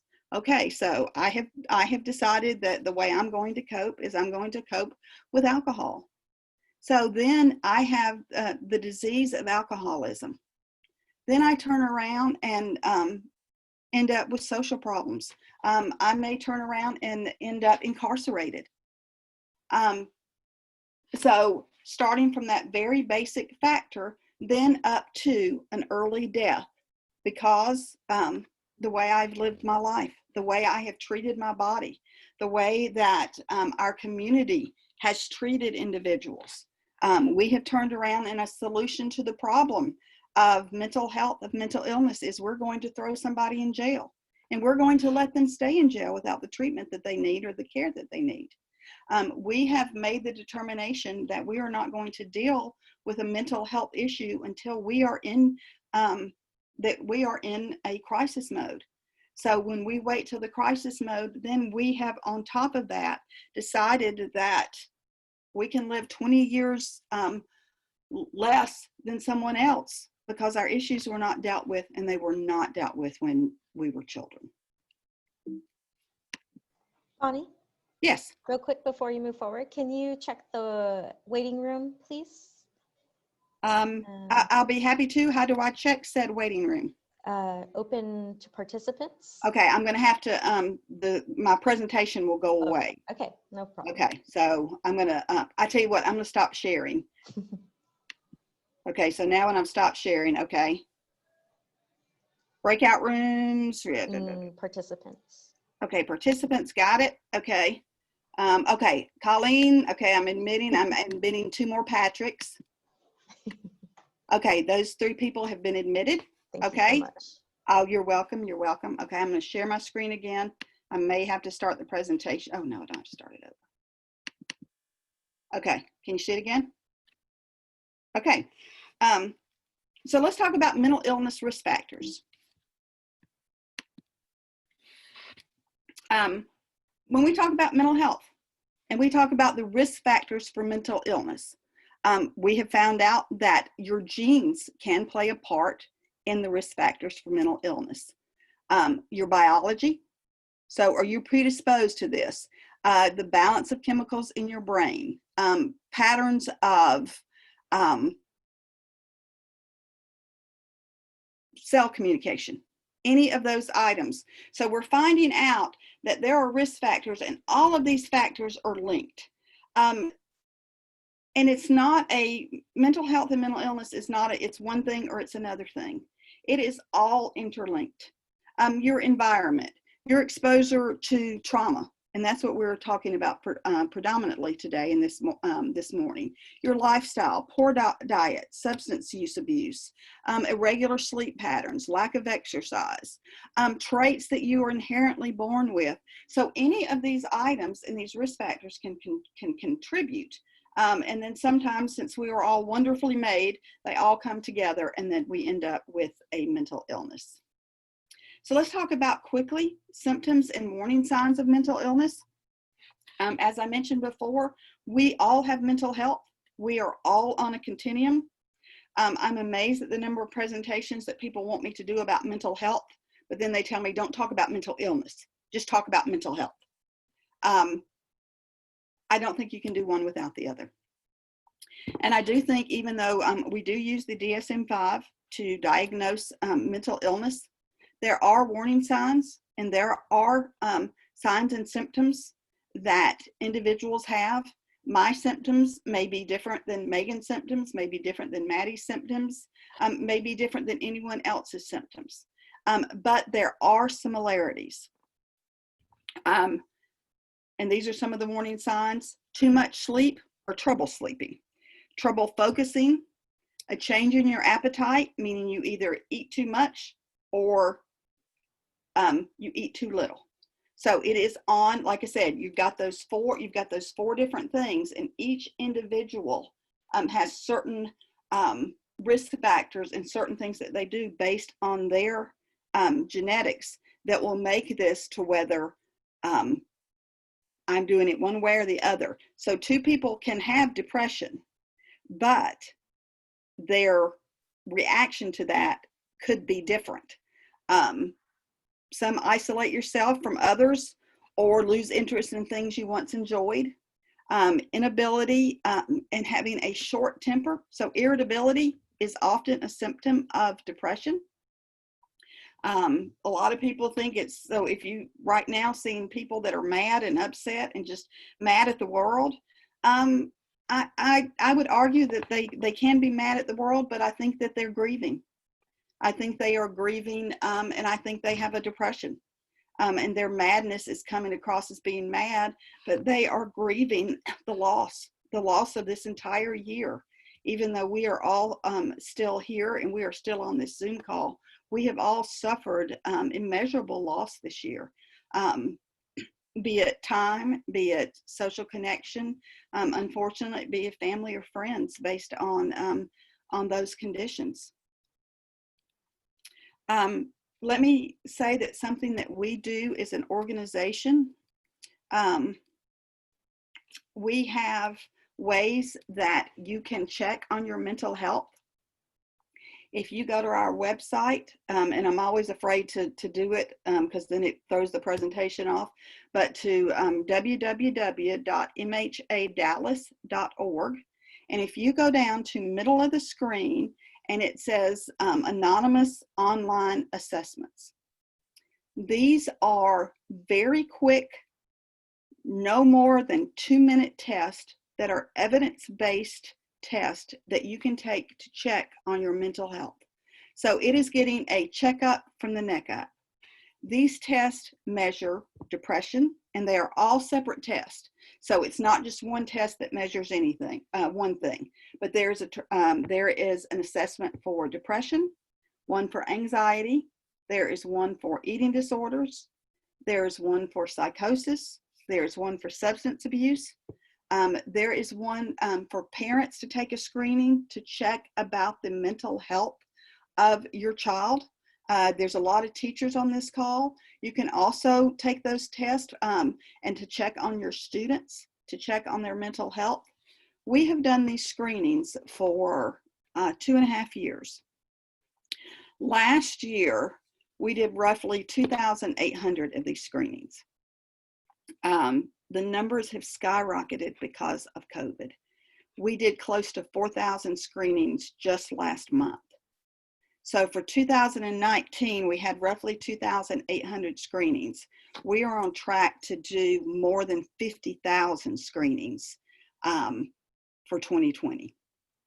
After you take these screenings, so then you will, they are anonymous. The only information that we ask for is some demographic information. And this demographic information, we use that when we meet with legislators or we're applying for a grant.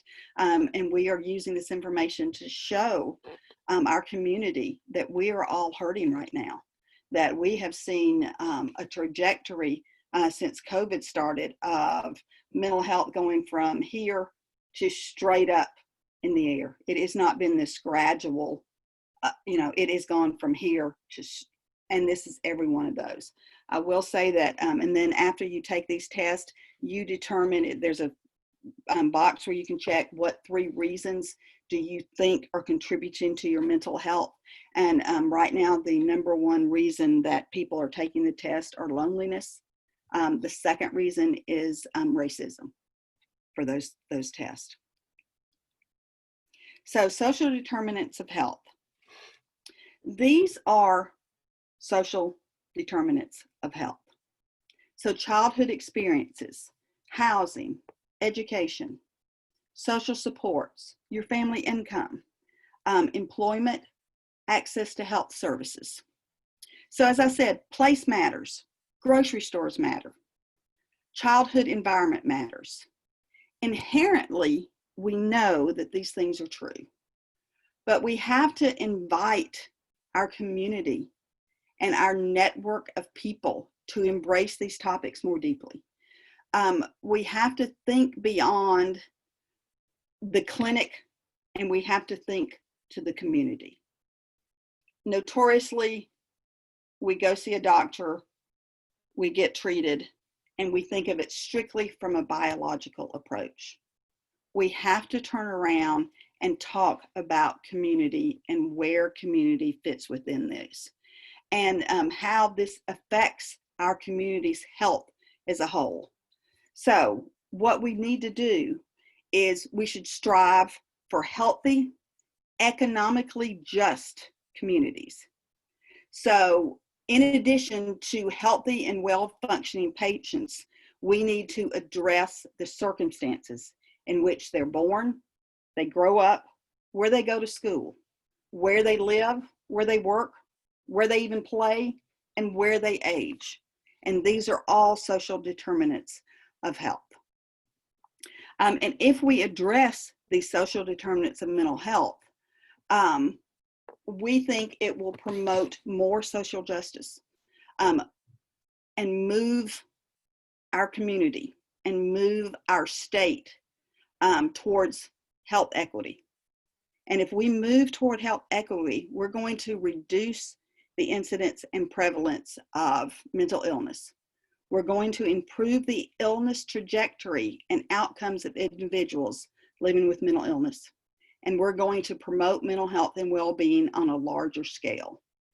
So we know that poverty is bad for your health, but beyond the potential obvious mechanisms, which poor access to good nutrition, poor access to insurance coverage, health care, we know that we need to understand how the social determinants of health get translated and transduced into biology, and then how that biology then turns around and erodes our health.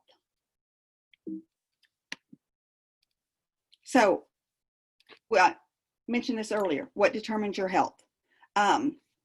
Starting to find out that genetics only play about 20%. So when I showed you that graph, it looks like it's 25%, 25%, 25%, and 25%.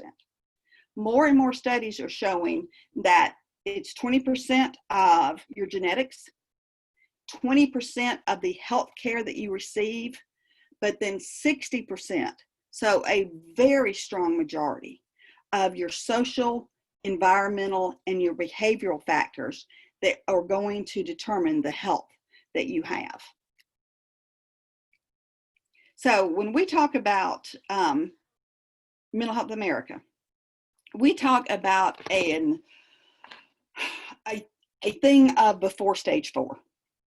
So when I say before stage 4, if you have, and the terminology stage 4. So when you talk to somebody that, or a family member that has been diagnosed with cancer, and you get a diagnosis and you get a stage 4 diagnosis, or you get a stage 1 diagnosis of how that tumor is. We never wait till stage 4 to treat diabetes, cancer, heart disease. But mental health and mental illness is the only disease state in the body that we wait until stage 4 to treat. So we are turning around and we are waiting until we are in a crisis mode before we deal with mental health. We are not dealing with it upstream. We are waiting and dealing with it downstream. So we really need to, as a community, as policymakers, we need to start thinking about this way before stage 4. I always use an example of my bronchitis to discuss the stage 4s, but it's been difficult to do because of COVID and the coughing part, but I'm still going to stay with that particular analogy, I notoriously get bronchitis 2 or 3 times a year. I know that I'm going to be getting bronchitis and I'm going to be coughing, and I have to wait a little bit before I go to the doctor because they're not going to give me anything until it gets a little worse. So once it gets a little worse, I go to the doctor. The doctor gives me my antibiotic, gives me my steroid, and I go on my merry way. I have gone and I have gotten treatment for that bronchitis so that I can still function, that I can still do my job, and that I can still do the proponents of what I need to do. Well, heaven forbid if I went to the doctor and it wasn't bronchitis. It did turn out to be COVID. It did turn out to be that I might have a pneumonia. I have not waited to get treatment. And if I did wait and it did turn into pneumonia, I have gotten there to get treatment. We do not do that with mental health. We wait until we cannot hold down a job, we can't get out of the bed, and we are suicidal before we get treatment. That needs to stop.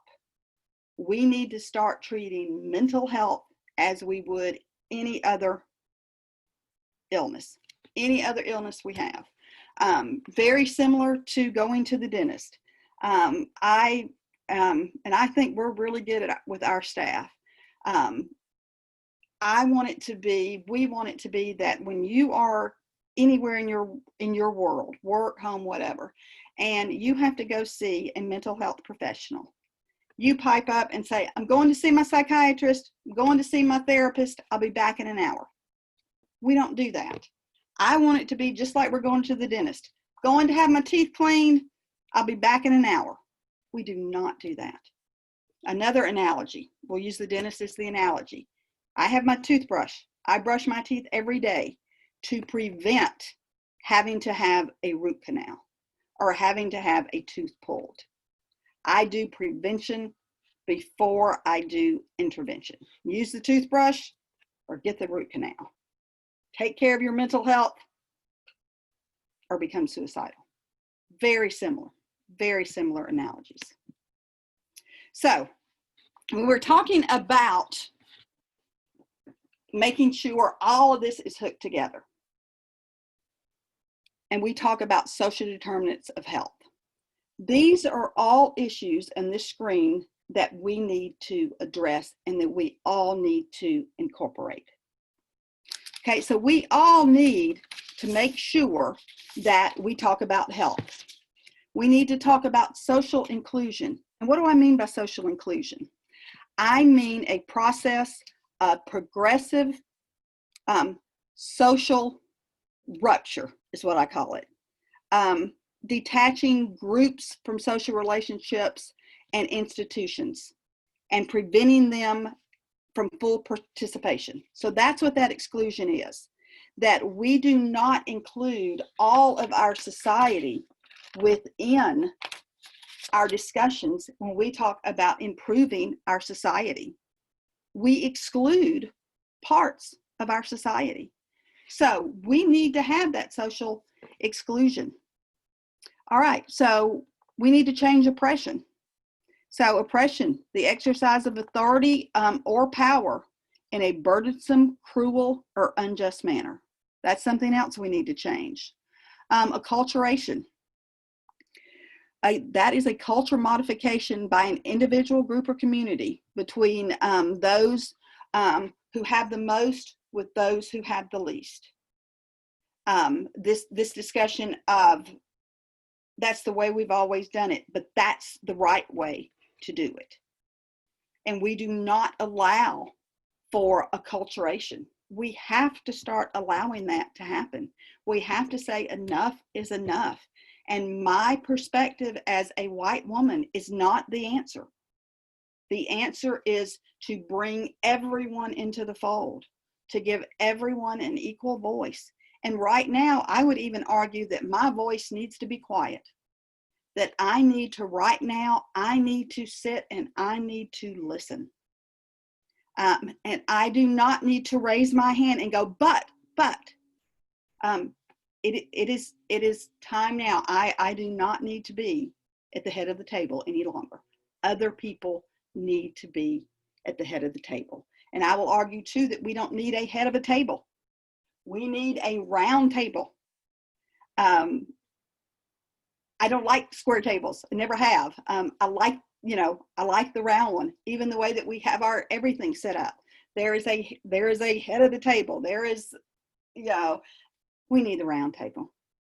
We don't even need we need a round table. Social capital, the fabric, we talk about definitions, social capital, the fabric of a community, and the way that community is set up, the pool of human resources. We've got to change the social capital from the social capital in North Dallas and the social capital of South Dallas. We've all got social capital. It is not an equal social capital. Health inequities. It's another issue. Differences in health outcomes between groups that reflect our societal inequalities.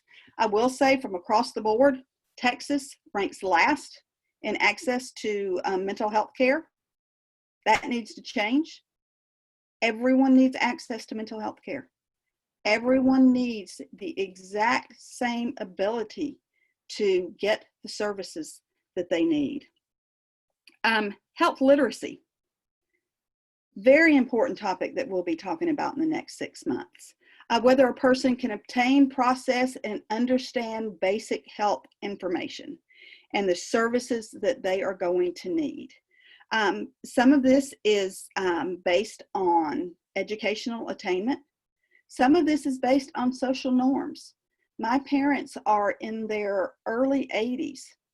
My parents would not disagree with a doctor if they had to. They have in their brain that whatever a doctor says, that's what goes. My dad was going to be having open heart surgery. It's been 4 years ago now. And they're in Georgia, and I'm not in Georgia, of course. And I wanted to talk to the doctor. And so when the doctor came in, I said, well, just put me on the phone and let me listen. So if there's any questions, I can ask my questions.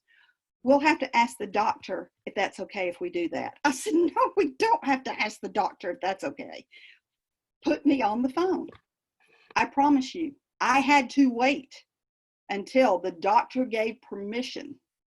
Not my parents gave permission. And thank heavens, this is one of those doctors that said, yeah, if you want her on the call, yeah, you make these decisions. So we need to be educating our patients. We need to be educating our community on when they go to a clinic and when they go to their mental health provider, when they go to the doctor, that they can turn around and have the health literacy that they need to ask those questions and to be able to advocate for themselves to make sure that they're determinants of health and to be their own advocate.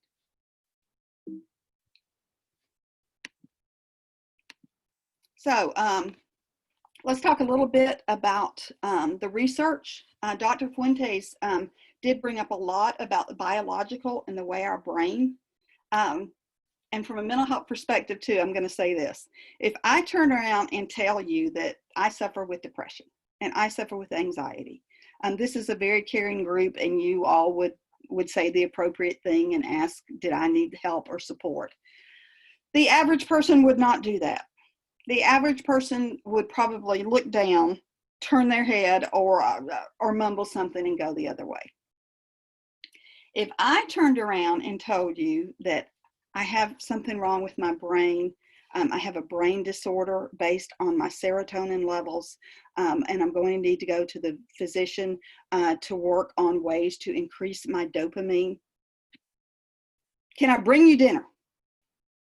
Can I bring you a casserole? I'm talking about the exact same thing. But what we are finding out, and what we find out with phone calls, people will call up the office and say, I want to go somewhere and I want to get that test. And I'll say, what test is that? And they said, the test that looks at your brain and gets the picture where the colors change. So what they want is the pictures that you now see in the textbooks that show how someone's brain looks when they have depression and how their brain looks when they doesn't. That gives you physical proof that it's acceptable to have an illness, because you can prove it. You can prove that this is a brain disorder, not a mental health disorder. Well, they are finding out that where you grow up and your education changes your gray matter and changes your brain networks. So the Center for, excuse me, the Center for Vital Longevity scanned the brains of 304 people, and they looked at the gray matter and their brain network. And they correlated the brain images with the participants' education and employment histories, their overall economic status. Your brain needs to keep these separate parts. As Dr. Fuentes talked about your frontal lobe and your precortex, it is better to have separate portions in your brain that are more defined and where the neurons do not turn around and crisscross. They found out that if you had steady employment and you had a college degree, that you had more gray matter and more beneficial segregation in your brain based strictly on your education and your employment. So we are seeing that our brains actually change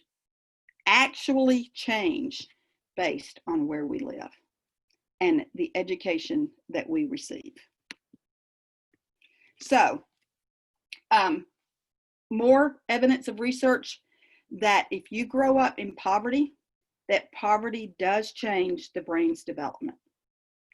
Parts of the brain begin to shrink the more that you live in poverty. And as that gray matter shrinks, the areas that are responsible for memory, planning, and decision making, those shrink as well. So, oh, all right, sorry, I'm moving my slides over. So, brain scans of children reveal that overall, they do develop less gray matter. And then as the gray matter is not developed, this becomes to where your brain will not process and will not turn around and think about future goals and future goal setting. Your brain cannot process if I do A and I do B, if I go to school, if I graduate from high school, if I go to college, that will in turn increase where I end up in life. And physically, you cannot think past what happens and almost a timeline. You cannot make a timeline in your head of what's going to happen. So strictly from a gray matter standpoint, strictly from a goal setting and from making a task list, it becomes more and more difficult because of that gray matter being smaller, that you can't process that. And of course, poverty consumes so much mental energy that those in poor circumstances have little remaining brain power to concentrate on other areas of their life. So I right now have shown you the biological component and the mental energy that poverty requires, so that you in turn from these adverse childhood experiences are already so far behind that trying to move up that pyramid and to become successful becomes very difficult. So we talked about those 4 stages and of mental health and things. So children, adults, when we cannot get past and we cannot build up in that and we end up in that top of that pyramid. All right, so this is the inverse of said pyramid. This is going down from the pyramid. So we're starting out with stage 1 with those mild symptoms and the warning signs. Then they increase in frequency, and then the symptoms worsen to where it's noticeable. So in stage 2, you notice it. You're starting to think, that's limiting activities. By the time you get to stage 4 and that you're suicidal, it's a crisis mode. So those are the, and I've already talked about the mental and physical health. So I'm going to skip that. So let's talk about what we can do about this. We have just very basically talked about some of the issues and the negatives. Let's talk about then what we turn around and do with this. So this is the empowerment action model. Hold on just a second. This offers a framework for preventing child maltreatment and promoting well-being. And this is through the intentional building of protective factors. So right there in the middle, public policy, community, organizations, that is where we start. But it is not in a vacuum. We cannot do this model and say, I'm going to change public policy. Public policy's changed. Everything's going to be better. It can't work that way. We've got to be able to address family structure. We've got to be able to address individuals' mental health. So if you turn around and you look, and I wish my graph was a little bit better, but what you turn around here, these are the basics. So we're going to work on public policy. We're going to gather our community, just like we're doing right now. We as the organizations are going to work for systemic change. Then we're going to make sure that families have interpersonal micro management and counseling and the services they need. And we're going to provide children, individual children, with the resiliency tools that they need. So then if you look and you take this, we are going to turn around and we're going to build community. We're going to turn around and grow positive outcomes by promoting individual development. Then we're going to turn around and we're going to support these individuals. We're going to create positive environments. And then we're going then to turn around and share our resources. So within this model, this public health model, it builds on current evidence around adverse childhood experiences and uses a socio-ecological model where we turn around and we use it as a foundation to highlight a multi-level approach needed to improve the public health model. So we've got the 5 key principles that we turn around, and those are the ones that I have turned around that I've made into the different colors. Then we turn around and we put the the icing on this. And we're going to provide inclusive environment for all the families, strong cultural identity for all families, race, equity, inclusion in all policies and practices. This turns around and takes those adverse childhood experiences and turns it into an empower action model. And we are hoping that we can take this and through mental health and through Mental Health America and through our work to take this model and make changes within Dallas and surrounding areas. So another example of this, if you look at this from a societal level, community and policy level, individual and family level, we look at this. We need to have pro-equity policies. We need to address structural racism and privilege. But so we start talking about this from societal level. It doesn't happen in a vacuum.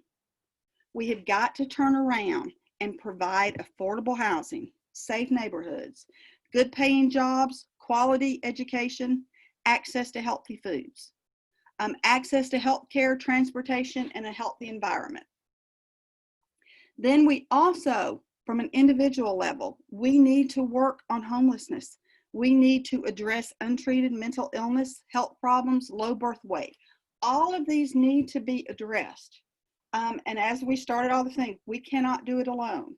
So part of having a community of individuals to come together and to help address these issues, we then can turn around and have recommendations and models and changes that can happen in Dallas within the next 6 months. I may be a little ambitious thinking this can be done in 6 months, and I'm willing to go to 9 months. You know, we can make a baby in 9 months, so I'm thinking in 6 to 9 months we can start making some changes as our community.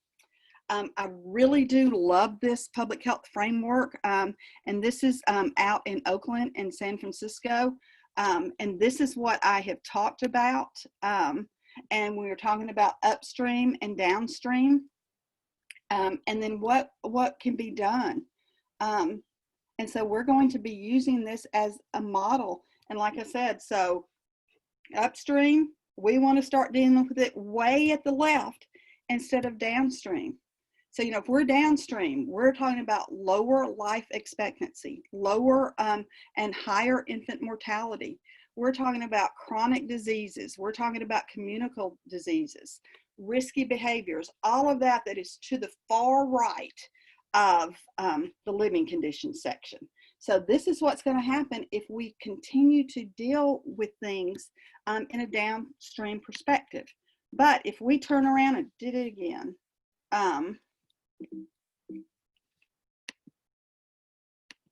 yeah, I did that. All right. There we go. If we turn around and we start dealing with social inequalities first, if we start talking about class, race, ethnicity, gender, sexual orientation, if we turn around and start talking about systemic racism and talk about these institutional inequalities, we need to bring in not-for-profit organizations, government agencies, school systems, all of these people to turn around then and address our living conditions, address our mental health.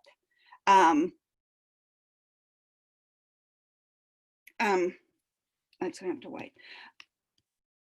And then from a policy standpoint, turn around and I'm going to put you all on mute for just a second. I have a family member that is in intensive care and they're calling, so I'm going to get my husband to call back. So hold on just a second.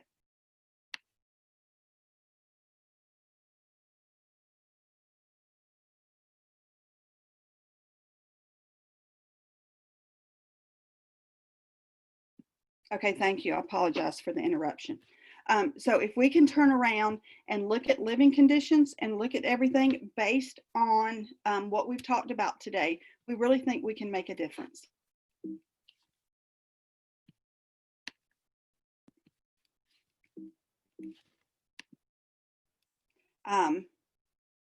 As I mentioned, I think healthcare system intervention is something very important that we need to deal with, that we need to turn around from a mental health system and talk about interventions and turn around and all of these before stage 4 and these mental health things that we have on our website. We need to be doing those daily. We need to be doing those in our doctor's offices all the time. And moving forward, we need to seek to learn more about different effects of social determinants on members of different populations. Right now, any type of intervention, any type of, pharmaceutical things that we do with white people. We need to be able to turn around and do and learn more about the individual needs, the biological needs of everyone and the differences that they have.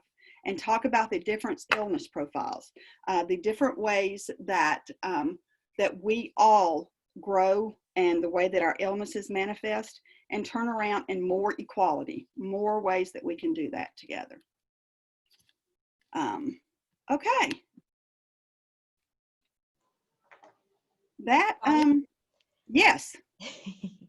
If anyone has any questions, please post them. I did post the thing, so yes, I don't know if we do. Meaghan, if I can just chime in. Yeah.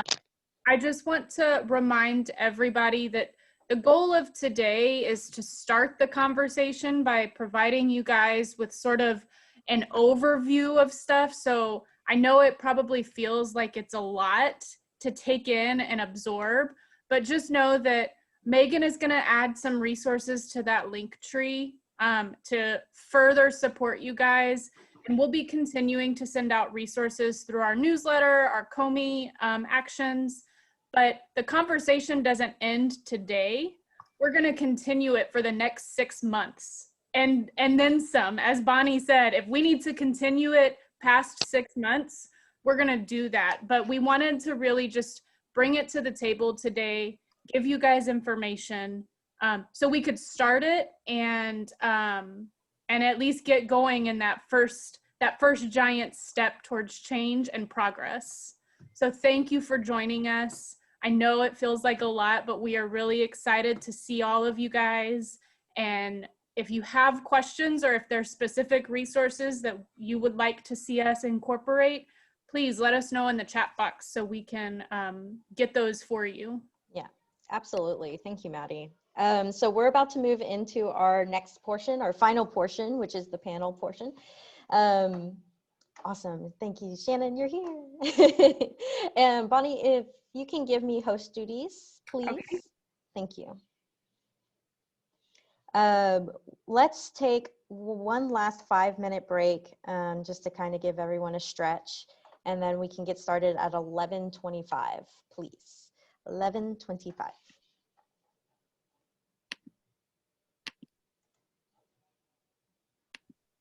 Welcome, Shannon. Yes, welcome. I was so excited to get you involved. I saw you speak at the Children's Theater production for Andy.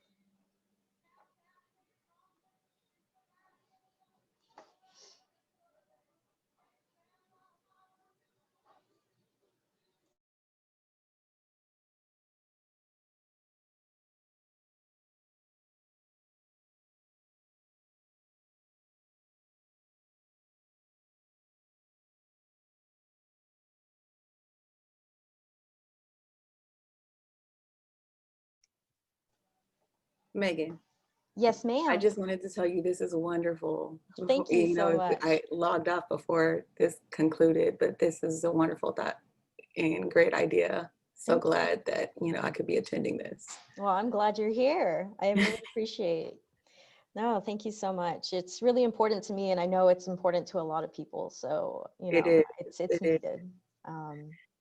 It's definitely something I'm passionate about, and I really appreciate it. Yeah, it's really about time we had the discussion, because this is something that, has been impacting all of us. Even I was having a discussion with another person about racism and its effects in capitalism.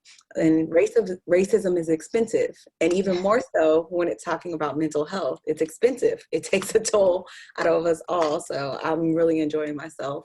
And so great. The content is great. So thanks. Thank you so much. I appreciate it. All right, I think we're waiting on Erica. Erica Taylor, are you here? We may have to give her a few more minutes. I'm here. Can you hear me? Yay, hi Erica. Thank you for joining us. All right, let's see. Okay, so real quick before we get started into our next session, I do want to do one final shout out to our sponsors and partners. Thank you so much again for supporting our mission and our message, and getting us to, helping us build this platform so that we can start discussing the impact of racism on mental health, and then also to move forward on our diversity and inclusion task force. So thank you to Carrollton Springs, Hogg Foundation for Mental Health, State Fair of Texas, Children's Defense Fund of Texas, Blank Slate Therapy, and Metro Dallas Homeless Alliance. I will be posting a link tree in the chat, and I want to make sure that everyone bookmarks this. Now, these are your resources, these are your links to our partners, our sponsors, and then also the post survey for after this conference. I'm going to turn it on, so when you're ready to leave and you want credits for your CEUs, please take that survey so that we can get you your certification. Just a reminder, the CEUs are $15, but we're also asking for a suggested donation of $25 if you are able to to help support our mission moving forward. And it is Giving Tuesday, so we really hope that you are able to support Mental Health America of Greater Dallas for today, so we can do our work in 2021. And we'll move on to our speakers. We have Ms. Alycia Castillo, a public policy analyst from the Texas Criminal Justice Coalition. Ms. Shannon Walker, she is the CEO of New Trans Movement, Inc. And then Erica Taylor, a licensed social worker who is a owner and lead therapist of Tailor-Made Child and Family Solutions. So before we get started, I want to give you three the opportunity to introduce yourselves and talk a little bit about your passions and why this topic is so important to you. We can start with Shannon. Awesome. Hello, everyone. As Meaghan said, my name is Shannon Walker. I am the CEO of New Trans Movement, Inc. It's a nonprofit organization here based in Dallas, Texas, and we provide resources for transgender people or transgender non-conforming individuals with a special emphasis on Black trans folk. And so just to go into a little bit about why you're passionate to be anti-racist in your everyday life. Well, for me, in my community, that sometimes can be a matter of life and death. So it's very important that we help the broader community understand the experiences and the behaviors of Black trans people and why those behaviors are as they are, so we can have better interactions with our community and our trans folk. So, I mean, there's just so many aspects, you know, but I just kind of want to keep it into the intro, and then I'll go into the spiel a little bit later, but that's who I am and that's my perspective. So thank you very much for having me. Thank you. All right, Ms. Alycia, could you give us a little introduction of yourself and what you do? And Sure your thing. passions, Yes. please. Yeah, absolutely. Thanks, Meaghan, and thanks all for tuning in. Alycia Castillo, she, her, and I am a policy analyst at Texas Criminal Justice Coalition, and we're a nonpartisan nonprofit that works to end mass incarceration and specifically through the lens of racial justice. So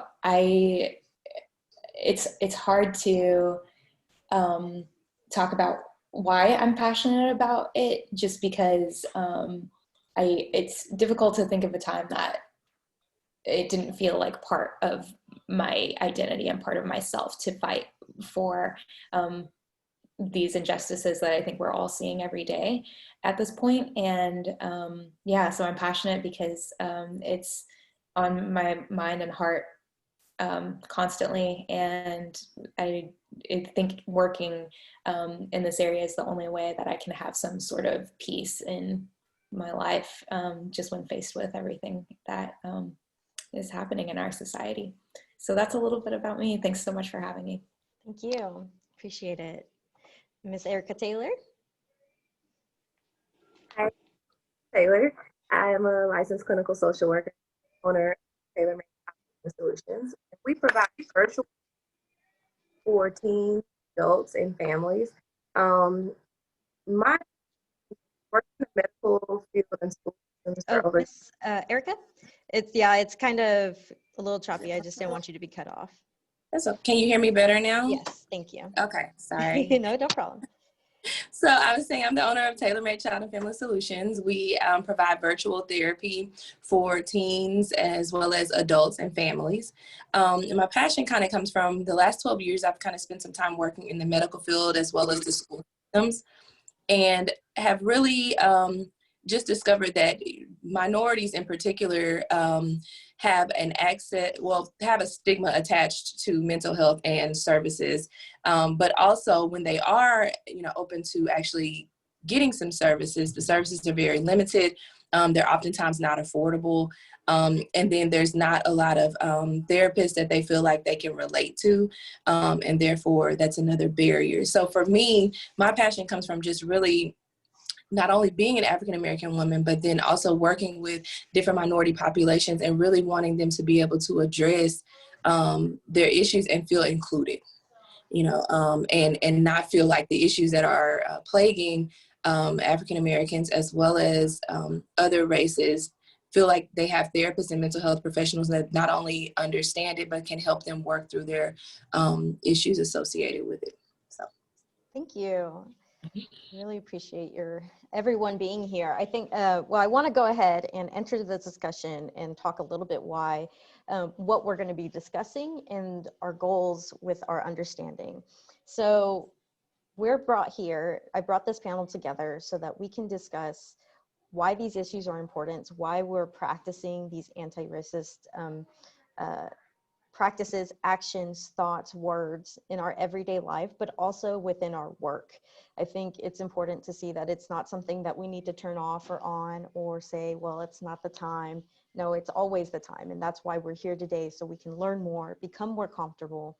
And so I brought you three here today so we can hear a little bit more on ways that you do this in your own work and ways that you want to kind of increase or help others engage in their own work.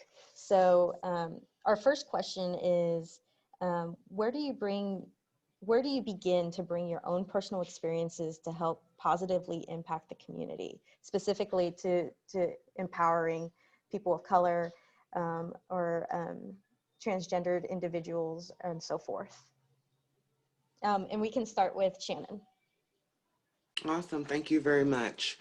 Okay, so a few things that we have been very passionate about enforcing in the community in and around Dallas. And one is trainings. We have implemented trainings, and we have, our focus was the city. So we started with the city of Dallas, and we kind of wanted them to, again, understand the behaviors and the experiences of trans folk.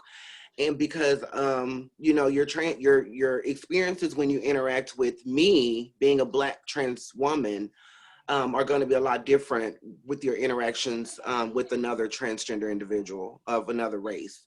So, you know, we want to just make sure that we're not further traumatizing individuals that are going out looking for resources or that are transitioning on the job. And things like that. But more importantly, we wanted law enforcement to just have a sense of, and that's why we targeted the academy in training the new recruits, because we just thought it was very important that they understand, you know, the community that they were going out to. There's a lot of verbiage and there's a lot of stigma that's attached to Black trans folk, you know, in regards to sex work and what has to be done to survive and things like that. And so we'll get into why. And that's because they just can't find any jobs because they're just not being hired. It's just the system, it was just not created to support people, you know, that look like myself.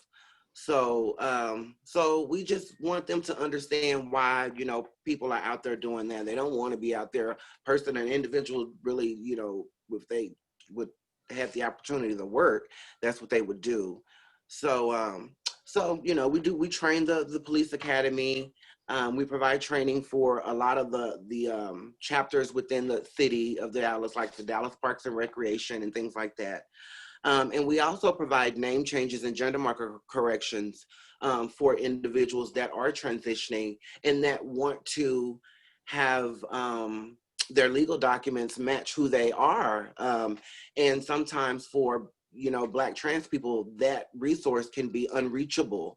A lot of, even for myself, before I even got into this work, it took me forever to get my name and change and gender marker corrected, because I thought, you know, I had white girlfriends and I was an adult, and I thought, you know, you had to get an attorney, you had to pay, you know, $1,000 in legal fees, and then another $1,000 in court fees, which was not the case. So that's why I feel like it's important that we get out there and learn those resources that are being provided for communities, and then bringing them back to my community so we can feel empowered, and we can go out and, you know, transition healthy and as less trauma and less stress as possible. So that's why we just try to, you know, do what we can to just make sure that human rights, or everyone is, you know, is complying to human rights, trans rights is human rights. You know, we should have full opportunities to everything else the next person does, you know, all the social justice issues, and with Trump and stripping all the protections, that's a whole nother story. But that's kind of the basis of how we work in the community, and how we work to get the message across to the broader communities. Perfect. Thank you so much. Alycia? Shannon, I'm so struck by what you just shared, and the work you're doing is so important. I'm just honored to share this space with you. And yeah, so thank you. And I'm thinking, I mean, in thinking about my own personal experiences and how that impacts, you know, who I show up as in my work, it's difficult to imagine, I mentioned this before, but how I could not allow those experiences to impact what I do in this very intimate, like very personal, very like, it just important work. And I say important because, as Shannon mentioned, like the work that we do for criminal justice reform is too, and often a life and death issue, right? So it's difficult to imagine how I could be aware of some of the things, like the injustices in our system, if I hadn't been exposed to them before. And so just knowing like a background and seeing all throughout my life where these things that seem normal to me, things like family members not being there at the holiday table yet again, and wondering why that was, and all these different things leading up to me finally realizing in adulthood that it's part of a system. There's nothing inherently flawed about my family or my community. It's about the system that hasn't been serving them, and was in fact designed to oppress them. And so but in thinking about all that, and like how my experiences have shaped how my impact in this work, I also have to be really, really conscious of my experiences as a Latina, like, and as having lighter skin than many of my colleagues, right? And knowing that colorism is such like a pervasive part of white supremacy, and acknowledging that there are so many areas that my personal experience, I don't have access to any personal experience of, like, for example, in the work that we do in mass incarceration, specifically for Black people, when we're talking about BIPOC, you know, Black, Indigenous, people of color, it's really important for me to be aware of where I'm not lumping my experience as a person of color in with the Black experience in America. So I think that as much as if I had no experience, I would have to work extra hard to be aware of the oppression in the criminal legal system, I think I also have to be, you know, that vigilant, and that conscious of constantly questioning myself about where my privileges come in as well. So all of that together, I think, is something that I have to constantly be questioning and asking as we are working towards positive impact in the community. And I think, gosh, what you said, Shannon, about like one of the goals being just not to inflict any more trauma, I think that is such an important place to question to ask, you know, like analyzing those areas of trauma and how I can be a part of ending that and not perpetuating that in everything that I do. So yeah, that's a little, I hope that kind of answered. No, it did. Thank you. Appreciate it. All right, Ms. Erica. And especially as a mental health professional, you do a lot of one-on-one work. So I'm really interested on, you know, there's the line of your personal experiences, or also like, what you believe, and then also how you bring that into your practice? Sure. So yes, I do a lot of one-on-one work, and the major thing, especially this year with the uniqueness of all that has been 2020, it has been very interesting because I'm having to make sure that I stay abreast of what is going on in the community at all times, not even just the community, but globally, because that definitely impacts people as they come into counseling for their personal issues, the impact of the pandemic, as well as the impact of all of the violence that has happened within the African American community, especially in relation to police officers and just all of that, And so a lot of times clients want to know, where do I stand, right? Because that's going to help them to understand, like, if, can I trust Erica or not with my personal experiences if I don't know where she stands? So I'm oftentimes asked, amidst the political climate, as well as just all of the things that we've seen on the news, this year, where do I stand? And as African-American woman, it's always interesting to me, because I always say I was raised to stand on the side of what's right?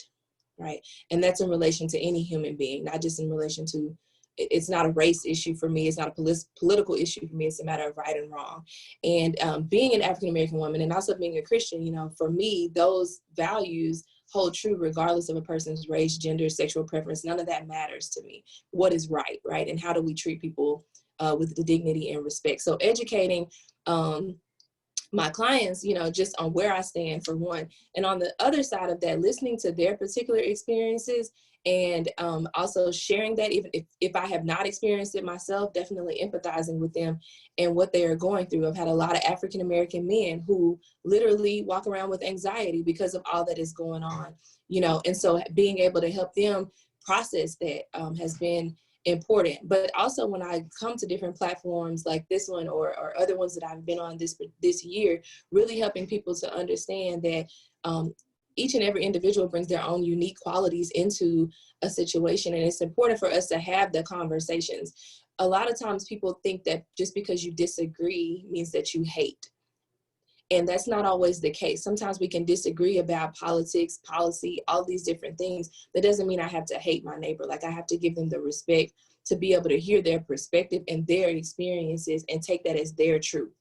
And that's the piece that I think a lot of people miss. And so those are the conversations that I'm having with other mental health professionals and other people in the community, is that everybody's perspective is their own. Their truth is their truth. We don't have to agree with it, but we need to respect the fact that it is theirs, and we need to be an advocate of what is right, and how we would want to be treated if we were in their shoes. That piece of empathy and helping people to understand that is really, my focus, and how I bring in my personal experiences as an African-American woman and some of the things that I have experienced in today's climate. That's how I use that in the community to try to help other individuals to see, know our experience is not the same, but we can listen to each other and we can advocate for each other when we have the opportunity. Thank you so much. I mean, all those answers were so empowering. Just the idea of, taking what I know and doing what I can to treat people fairly, equally, and to really empower them with what I can. And if I don't have the proper materials, then I can reach out to all of you and be like, I need help. So thank you so much for your answers. I think it's so important that we identify, what we have and what we can give back to the community as far as empowering individuals and just doing what's right in our everyday to-day life.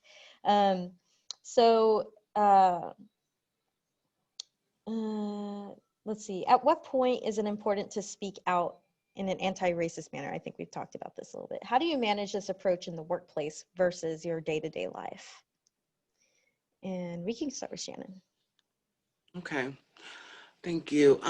Well, I have this conversation a lot in regards to resources, because a lot of times, as we spoke about earlier,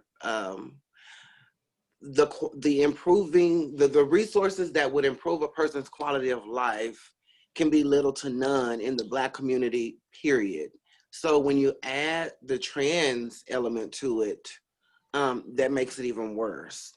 So we're always like having that conversation about, you know, everybody should have access to all the resources across the board. And because typically what we see is, you know, our white trans folk with, you know, many of the resources and having the surgeries and, you know, the things like that. And you know, Black people, you know, the Black girls are kind of struggling through transition and wondering how to, you know, rolling their thumbs. So again, you know, it takes people like me and the other, you know, girls in the Black community to get out there and research and try to figure out where they are and what's going on, so we can kind of bring them back here or traveling up north, because a lot of things are moving a lot quicker up north.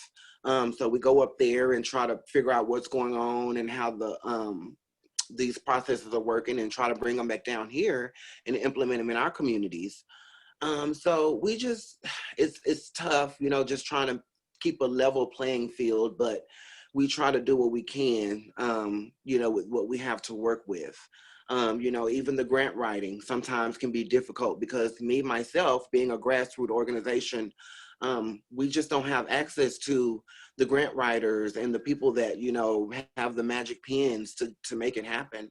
So, so it's a struggle, you know, and, but yeah, so, you know, we're having that and then the stigma in regards to sex work. You know, a lot of times they think it's, you know, it's just the Black girls that are doing the sex work, which is not, but the majority is the Black girls, you know, because they're having the most issues finding employment and, you know, quality of life resources. So, so yeah, we're constantly having that conversation, and I'm always advocating any way that I can. I'm trying to sit at the table just to ensure that there is hope, because for a lot of these young trans people coming up, what you see is just murders. You know, the girls are getting killed, you know, at a very, very young age. And so we have to make sure that the visibility is out there, that, you know, there has to be some hope, and we have to give you some hope. And what we can do for you is help you change your name and help you feel empowered, and try to give you healthy living, you know, tactics and things to do to try to keep you safe. But our white counterparts aren't experiencing this type of stress and this type of trauma. So, so yeah, we just try to do what we can. And that's an everyday 24/7, 365 struggle for myself. Right. Thank you. Alycia? Every day, 24/7 struggle. That sounds about accurate. And I think if we were to do like one of those little Zoom polls and you asked everyone this question, I imagine most everyone would say, you know, when is the right point to speak out on an anti-racist matter? Pretty much everyone would say always, right? I think we can agree that like there's not a wrong time to speak out on it. And so the key for me, and a responsibility that I feel on this issue is how to do it well. So you know, I'm an abolitionist. I believe in restorative approaches to harms and to conflict. And when I think back to moments that there have been call outs, you know, on anti-racism, some of those that stick out most to me are the ones that are an invitation to imagine a different approach to the conversation, or to thinking, or to imagining a different future. And those loving invitations are something that I would hope to continue to grow in my embodiment of those, because there have also been those moments where I see the call out that's rightly so, and that it causes a person to shut down, right? When nobody likes to be called out. Nobody likes to be told that they're doing the wrong thing or that they're a racist. And yet a responsibility is there to do those call outs. So how can we do it in a way that's going to make the most positive impact? And so one thing that I think of, like in terms of this whole conversation, is like, for example, someone in my life growing up that was very close to me was incredibly racist. And I think back to those moments of hearing slurs that I didn't even know the definition of. I think about their particular disdain for my ethnicity and the words that I had been called, and I recall one family member who stood up to that person, who called them racist, who told them that they were wrong, and I also recall that person digging their heels in a little bit deeper. And I imagine what would things have been like if someone who loved that person and my family, if somebody had pulled them aside and offered them an invitation to think about what it was doing to me to hear those slurs, what it meant for my identity to know that this person hated that part of my identity. And I just wonder if that loving invitation had been there for her to reconsider the way she was acting, if that would have maybe caused her to change her behavior a little bit. And so going beyond just calling people out and creating a space for them to think differently, I think is a big thing. But here's the thing, it's hard work to do that, right? To invite folks to imagine something new. And it's not the responsibility of everyone to do that. When I was a little girl experiencing those things, it was not my responsibility to stand up to that family member, right? I was the one being actively harmed. But now that I am in this place of privilege and healing from those things and other things, I have the privilege, excuse my pups, I do have the privilege and the responsibility to stand up against racism and against white supremacy in the way that I know is going to be most effective to getting that harm to stop. So, yeah. Thank you. Appreciate it. Thank you for sharing your story. I really appreciate that. Miss Erica? Yes, so for me, the biggest piece is that I think in the workplace, there have been several instances where certain things that are going on in the world are talked about and the effects of it, and other things aren't. So the biggest thing that I can think of is when I guess this maybe last year, maybe 2 years ago, when all of the children were being brought over from Mexico and they were being put in cages in this horrible situation. We had a lot of refugee children that were in schools now without parents and just all the things that were associated with it, which is a horrible situation to have. But at the same time that was going on, we had a lot of police brutality that were killing African-American people. And that piece wasn't discussed, or we never considered how that affected our children or how it affected their families, you know, as well as mass incarceration and all of these different things. So the main thing that I try to advocate for is that we're having conversations about issues that affect all races of people, not just one particular group or another. Because I think like sometimes we're looking at the world through just our specific circumstance and our specific lens, and we're forgetting that, you know, there are things that are affecting other people as well. And so creating spaces where people have the opportunity to talk about how what's going on in the world is impacting them from their perspective, whether that is in staff meetings or that is, you know, creating groups for students to be able to discuss those different things. It's just important that we have those conversations, but it is difficult because, as Alycia said, like it's not always easy to call people out when their perspective, you know, may be jaded or they are being racist. But helping people to understand, you know, culturally, why some things are the way that it is and why we shouldn't say certain things. You know, I think we're always used to telling people what not to do, but we don't always give them the alternative on what they should do instead.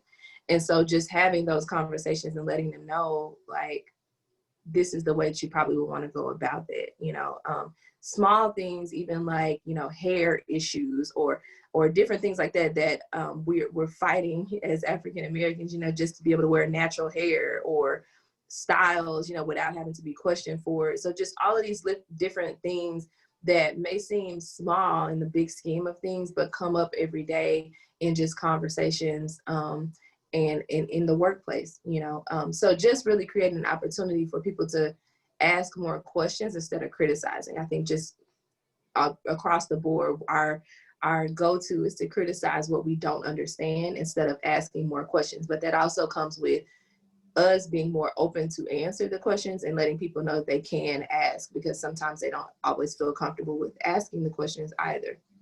So it goes on both sides, but mainly tackling like those little smaller innuendos that happen on a day-to-day within a work environment, and really trying to cultivate relationships where we're able to have open dialogue and people can ask questions and be educated on why something is the way that it is, instead of just saying like, don't do this, like actually giving the education piece behind it.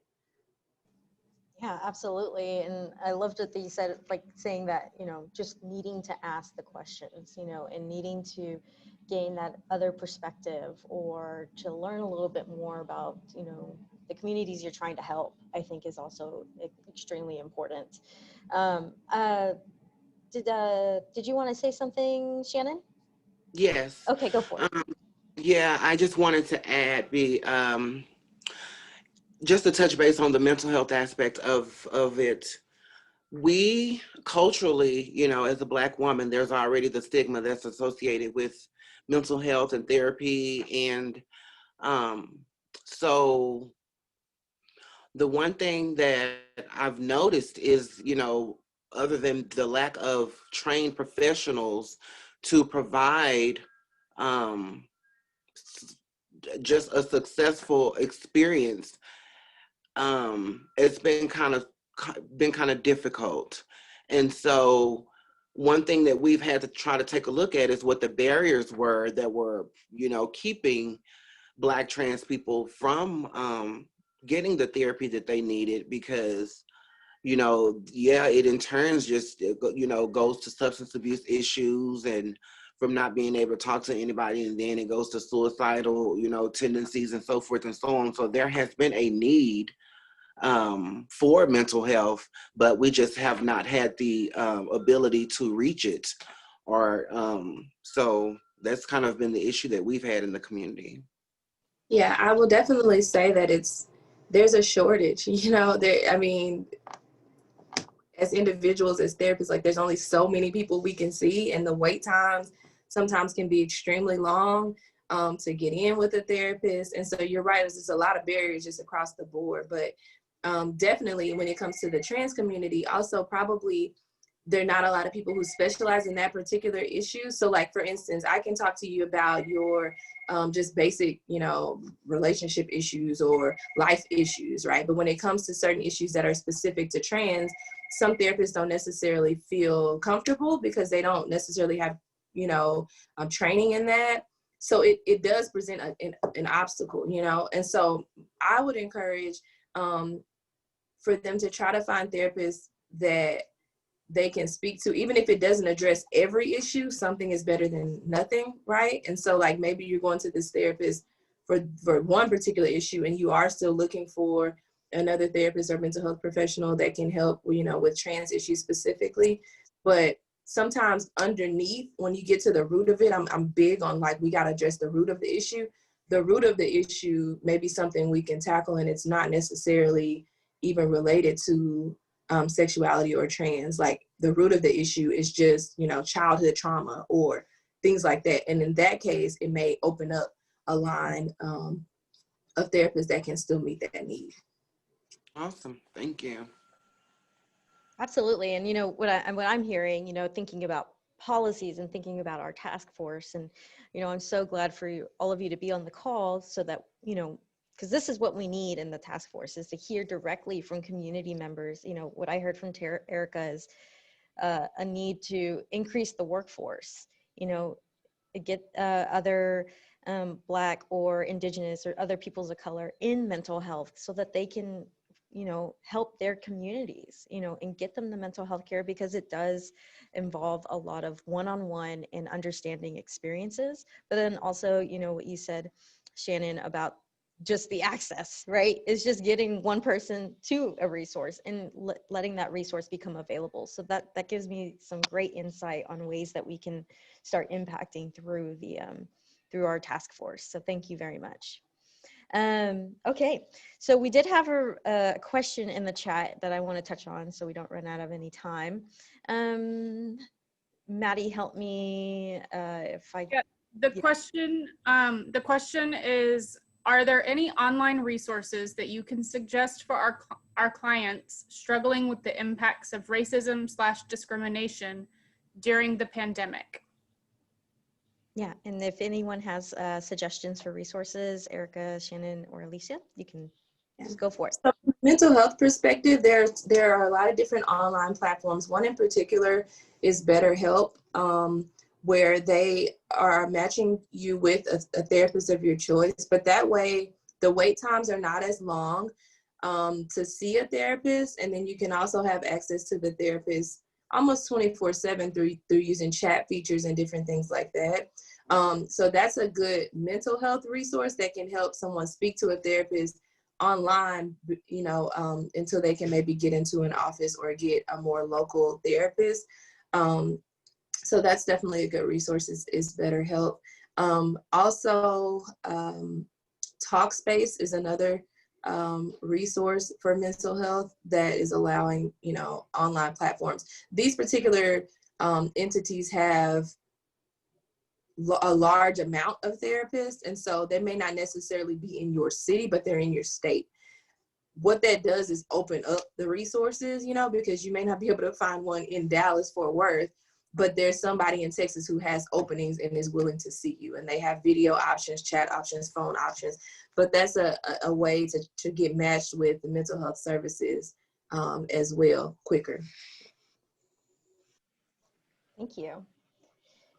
I wanted to share, I dropped it in the chat, but the Loveland Foundation is something that activist, author Rachel Cargill started, and she joined in partnership with Therapy for Black Girls, National Queer and Trans Therapists of Color Network, Talkspace, and Open Path Collective to ensure a fund for Black girls who need therapy, and also to ensure that those girls get matched with culturally responsive and sensitive therapists.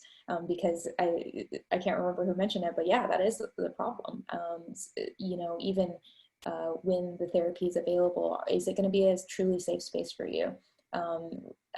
So anyway, so that's one resource that I'm aware of that, you know, folks can access, but also white folks in particular can, you know, support. You know, this is something that you're here on this call, you care about and is important to you. Then programs like this, you know, community resources coming together to ensure the support of our community is so important. And somebody, you know, you brought up the person who asked the question, you know, people of color struggling with things in terms of like the pandemic, but I think, I can't remember the exact question, I'm so sorry, but I mean, we have to recall that 2020 has been a difficult year for so many reasons, right? And one of those for people of color specifically, and Black people specifically, is the civil unrest and the reckoning with white supremacy in our criminal legal system. And that's, I mean, Erica, you touched on it, but just something that we can't remove from the conversation is the trauma and the anxiety and the depression associated with, not like these things are new, but the reckoning of it this very year. And so more important than ever to make sure that there are resources available. I did have one more I forgot to mention that a lot of people don't take advantage of, and that's employee assistance programs. A lot of companies will pay for sessions for their employees, and most of them will give you a certain amount of sessions per issue. So say, for instance, you're coming because you want to talk about the effects of the pandemic and race relations, but then you also have marital issues. So they may say, oh, we're going to pay for 3 sessions for race relations, and you can get an additional 3 sessions for marital issues, or you can get, you know, other sessions. So I always encourage people that funding may be an issue, or the ability to pay for services, to definitely consult with their companies, because especially now during the pandemic, what I'm seeing is that companies are even increasing the amount of sessions that they are paying for. just to shout out Starbucks, not for any particular reason other than the fact that they're giving their employees like 20 free sessions because it's so, it's so needed during this time. So definitely, encourage people that, especially like I said, even if you have insurance and it's paying for it, like use your EAP benefits first because it's free and it's, you can typically choose your own provider or they have several providers in that network, but it's a way to access therapy as well for free. Well, great question. We got a lot going on. Yeah, go ahead, And Shannon. I also just want to throw in, I've worked closely with Beverly, oh my goodness, I just lost it. Beverly Davis. She's the director of our Fair Housing and Human Rights Office here at the City of Dallas. And, we have had some instances where we've had some Black trans women to be fired or just cut from jobs, and they have been financially compensated, because they've been found to be in the wrong, and companies have done some things that they really shouldn't have done. So it's great to have that resource to know that, if you do have that experience on the workplace, which seems to be more than not, that we can go there and have someone that has our back. So it's with the City of Dallas, Beverly Davis. That's also a great resource to have. Thank you. I wrote that down. I am writing all of this down. So any of you who aren't catching or couldn't catch some of the resources, we'll make them available post-conference. Okay, so we'll just kind of, I think I'll kind of just throw this out to y'all. So just because we're trying to become more active, learn a little bit more in our education, do you recommend a book or a podcast that has really aided your guide, like what you do in the community or your passion for doing better in the community? I'd like to hear it. You can, whoever has one. You don't have to. I know I threw that on y'all. No worries. No, so many just came to mind. That's the reason I delayed for sure. One that's really been, there are a few. Okay, so here's one that I'll suggest for those people who are interested in just entering the conversation on the injustices of the criminal legal system and the racial disparities. And that would be a book that's actually getting kind of old now, but is so important and really, I think, started this conversation on more of a national foundation. And that is The New Jim Crow by Michelle Alexander. Many of you have probably already read it. And if you haven't, it's definitely an important one to read. But one that's recently really been striking me, and I noticed some conversation in the chat about an abolitionist perspective. If you want to start learning more about that, also talking about white supremacy and racial disparities, a book called We Keep Us Safe by Zach Norris. It really touches on kind of each of those different areas of the system that are causing harm to folks and how we can repair that harm and prevent it in the future. So those are two that I'll share. Thank you. All right. Well, then we'll just go ahead and move on because I know I threw that on y'all. Okay, so Erica, what advice do you have for those who are in the mental health field and want to do more for their clients? And I think we've touched a lot on this, but if you have any extra advice before we head out for the day. Yeah, the main thing is taking the time to learn about the struggles and the strengths of the populations that you serve. It does us no good to serve populations that we know nothing about. Normalize asking questions about their culture, and is this a cultural thing or is this affecting your specific culture? I don't claim to know all the answers at all. And there's several times that in session, I will ask a person, is that a part of your culture? Tell me more about it, right? And just asking them to educate me. Not only does that open the lines of communication, but it helps them to feel heard and safe, right? Like if I don't know something, I'm asking you to inform me about it so that I can educate myself about how your culture works or any stigmas that are attached to being with it. Because a lot of times that's what people are fighting internally, like what their culture says they should do versus how they feel. So just making sure that we take the time to learn about and educate ourselves through things like what you're doing today, attending these CEUs, there's tons of different trainings out there where you can educate yourself. But to me, the client is the expert. And so asking those questions to be able to hear their perspective and then learning from them what's affecting them is also, I guess, you know, our duty to try to participate in as many platforms as possible. I certainly try to make the time to be, I guess, an advocate in the community where I can speak on different platforms like this or other invitations that I receive, just to try to help people bridge the gap between race and mental health, you know, and how it affects. There's so many different stigmas, not only just African Americans, but in other populations as well, the Asian population, Hispanic population, where they're not wanting to access it, you know. So being transparent and in my experience with them and helping them to understand why everybody needs a therapist, in my opinion. Absolutely, thank you. Shannon, your question is, how can one be an advocate for not only their racial identity, but for their sexual orientation, gender expression, and identity? You know, how can, I guess I'm just trying to increase, you know, we've talked about it already, but how can we do more? You know, how can we be one for our own and then also for others? Well, from a personal standpoint, I think it's important when you have the knowledge to share and to just to make sure that the community is empowered with resources that are accessible to other demographics of people, and to just, I think, providing a seat at the table.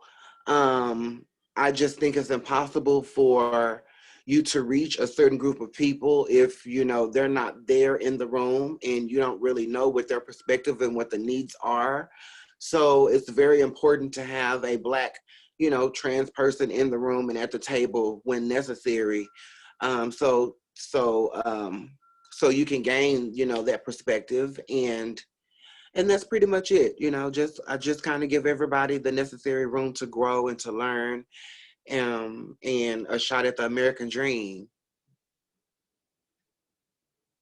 Great, thank you so much. You know, and Alycia, I'm going to kind of switch yours up a little bit, but I think you can handle it.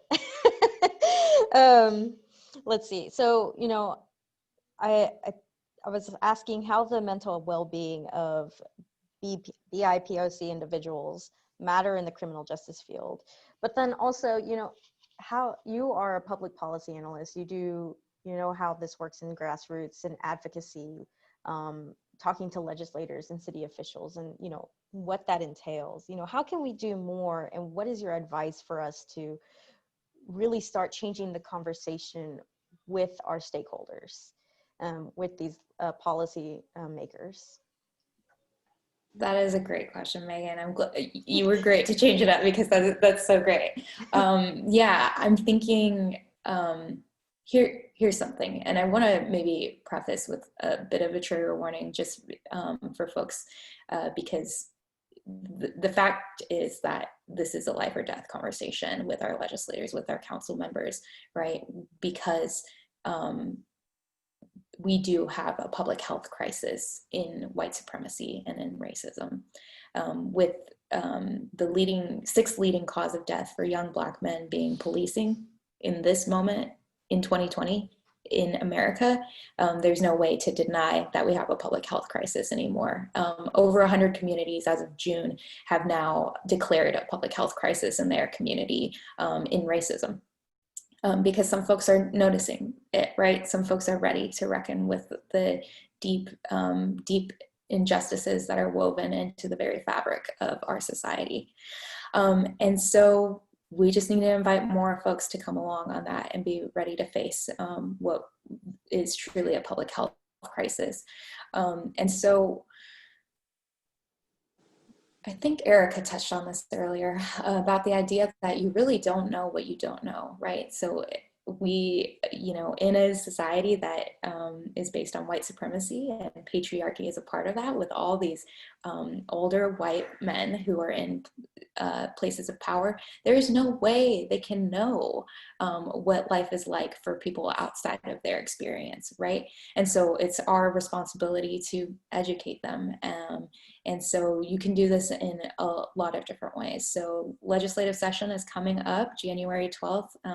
Our state legislature meets once every 2 years to make our laws.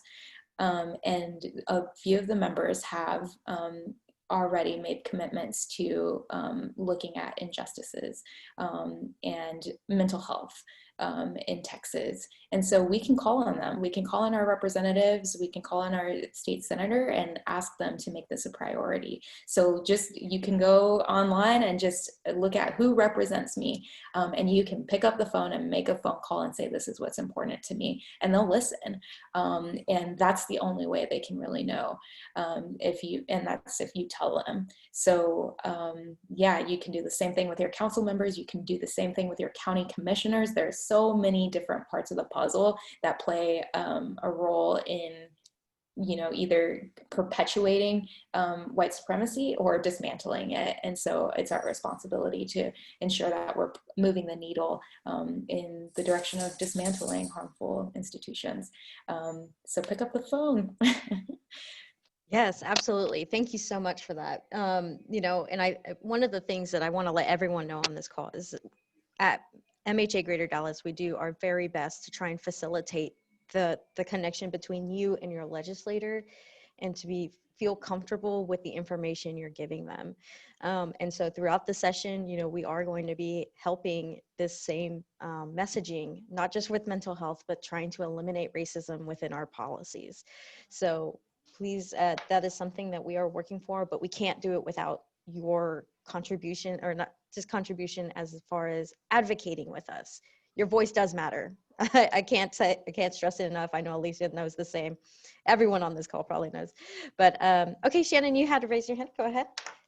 I just wanted to reiterate that if there are any mental health professionals that are on the call that are local that would like to further educate themselves in regards to the trans experience, I can definitely be of assistance in those regards. Because I know that, as Erica mentioned earlier, and I mentioned as well, yes, there is a shortage, and yes, we have had very wishy-washy effects when it comes to the success of counseling in Black trans people. So I don't know, maybe if we get together and try to build that bridge, we can try to change that. Yeah, absolutely. And that comes through trainings, that comes through ally trainings, anti-racist trainings. I went to one, being a person of color, you're thinking, what can I learn? No, I learned regardless. And because there's so much more, I only know what I know. I know from, my Mexican heritage, and that's it, and what I did. So going to an anti-racist training thinking that, oh, you won't learn a lot, I promise you, you will. So, or even an ally training, you will, no matter where. So thank you so much, Shannon. Well, I think that's it. I don't want to hold us over anymore if we don't have any other questions. If you have any last words or well wishes, that's now your opportunity, but thank you. We really appreciate all three of you so much for being on this panel. Your information to your organizations are in the bios, but if you could put your email addresses in the chat, if you don't mind, as far as if anyone needs to contact you, that would be very helpful. Thank you. And so last, before we get through, I just want to touch on some things before we head out. And I want to thank everyone again so much for being here today. I can't express how moved I am to see so many people here to be ready to speak on the conversation, to talk about what they don't know, or to not talk about, to learn about more about what they don't know, and to also really make an impact within their community by taking a stand. Let's see if I can make this full screen. Okay, here we go. So some resources. If you're here at this conference, you're on the mailing list. So don't worry about that. I hope you don't unsubscribe, but just know that after this, we are going to be, you know, a lot of the resources that we talked about today, mental health resources, and then also anti-racist resources, LGBTQIA resources. And then we're going to be talking about in that email, along with the Diversity and Inclusion Task Force, trying to pick a day that works well. I know the holidays are coming up, so we're all kind of checking out, but it will probably, hopefully our first meeting is in January. And then finally, thank you so much to our speakers. You are a great resource for our community. I can't stress enough. If you have any questions about what they spoke about today, for Shannon, Erica, Alycia, Dr. Fuentes, or Ms. Bonnie Cook, please ask them. I know that they're more than willing to assist you on your journey with doing this. And so please stay tuned with future events. This is just a kickoff. Moving forward, we'll have individual workshops that will talk a little bit more on topics that we talked today. So like the impact of intergenerational trauma, ways to, you know, increase our messaging and within our advocacy in this next legislative period, and so forth. So we really want to hear from you. Take the survey today. We know that you need it for the CEUs, but we also would love to hear your feedback. If we want to continue these events to serve you, please take that survey, and please give us your comments along the way. Here's the CEU. If you have you could take a picture of it. It's the little QR code. So please take that. Maddie, Bonnie, if you have any last words, now's your time before we check out. Bonnie had to drop off for another presentation, but she did send her well wishes to everyone and wanted everyone to know how grateful and excited she is for the future. I echo those sentiments. We're really touched that you all joined us today and cannot wait for the next 6 months. Absolutely. Well, there's our contact information. If you haven't already, join us on social media. We post, me and Maddie are tag teaming our social media, so you'll hear some on advocacy, you'll hear some on community education, all the way around. So please contact us through there or follow us, and then you're always more than welcome to reach us via email. Thanks again so much for being here. I could sit here for another hour and just say thank you. But if anyone has any other questions, please let me know. Oh yeah, here's the CEU code. Maddie, if you have the link, that would be helpful. We are asking for the survey, you guys. Anyone can fill it out. If you are needing a CEU, we do need you to fill it out so we can get you your CEU. If you have not paid for your CEU, that's fine. We can you know, you can pay after the fact. Now that we're over, you can go and process it. You can either visit our website and put /donate. It's $15 for CEUs. If you would like to donate more, as this is Giving Tuesday, we will gladly accept that. I also put a link to earlier, I think in the chat box, to a form that you can fill out as well for CEUs. So whichever one works easiest for you. Yes, lots of links today, but yeah, we know there was a lot of links, but we just wanted to make sure you guys got everything that you needed.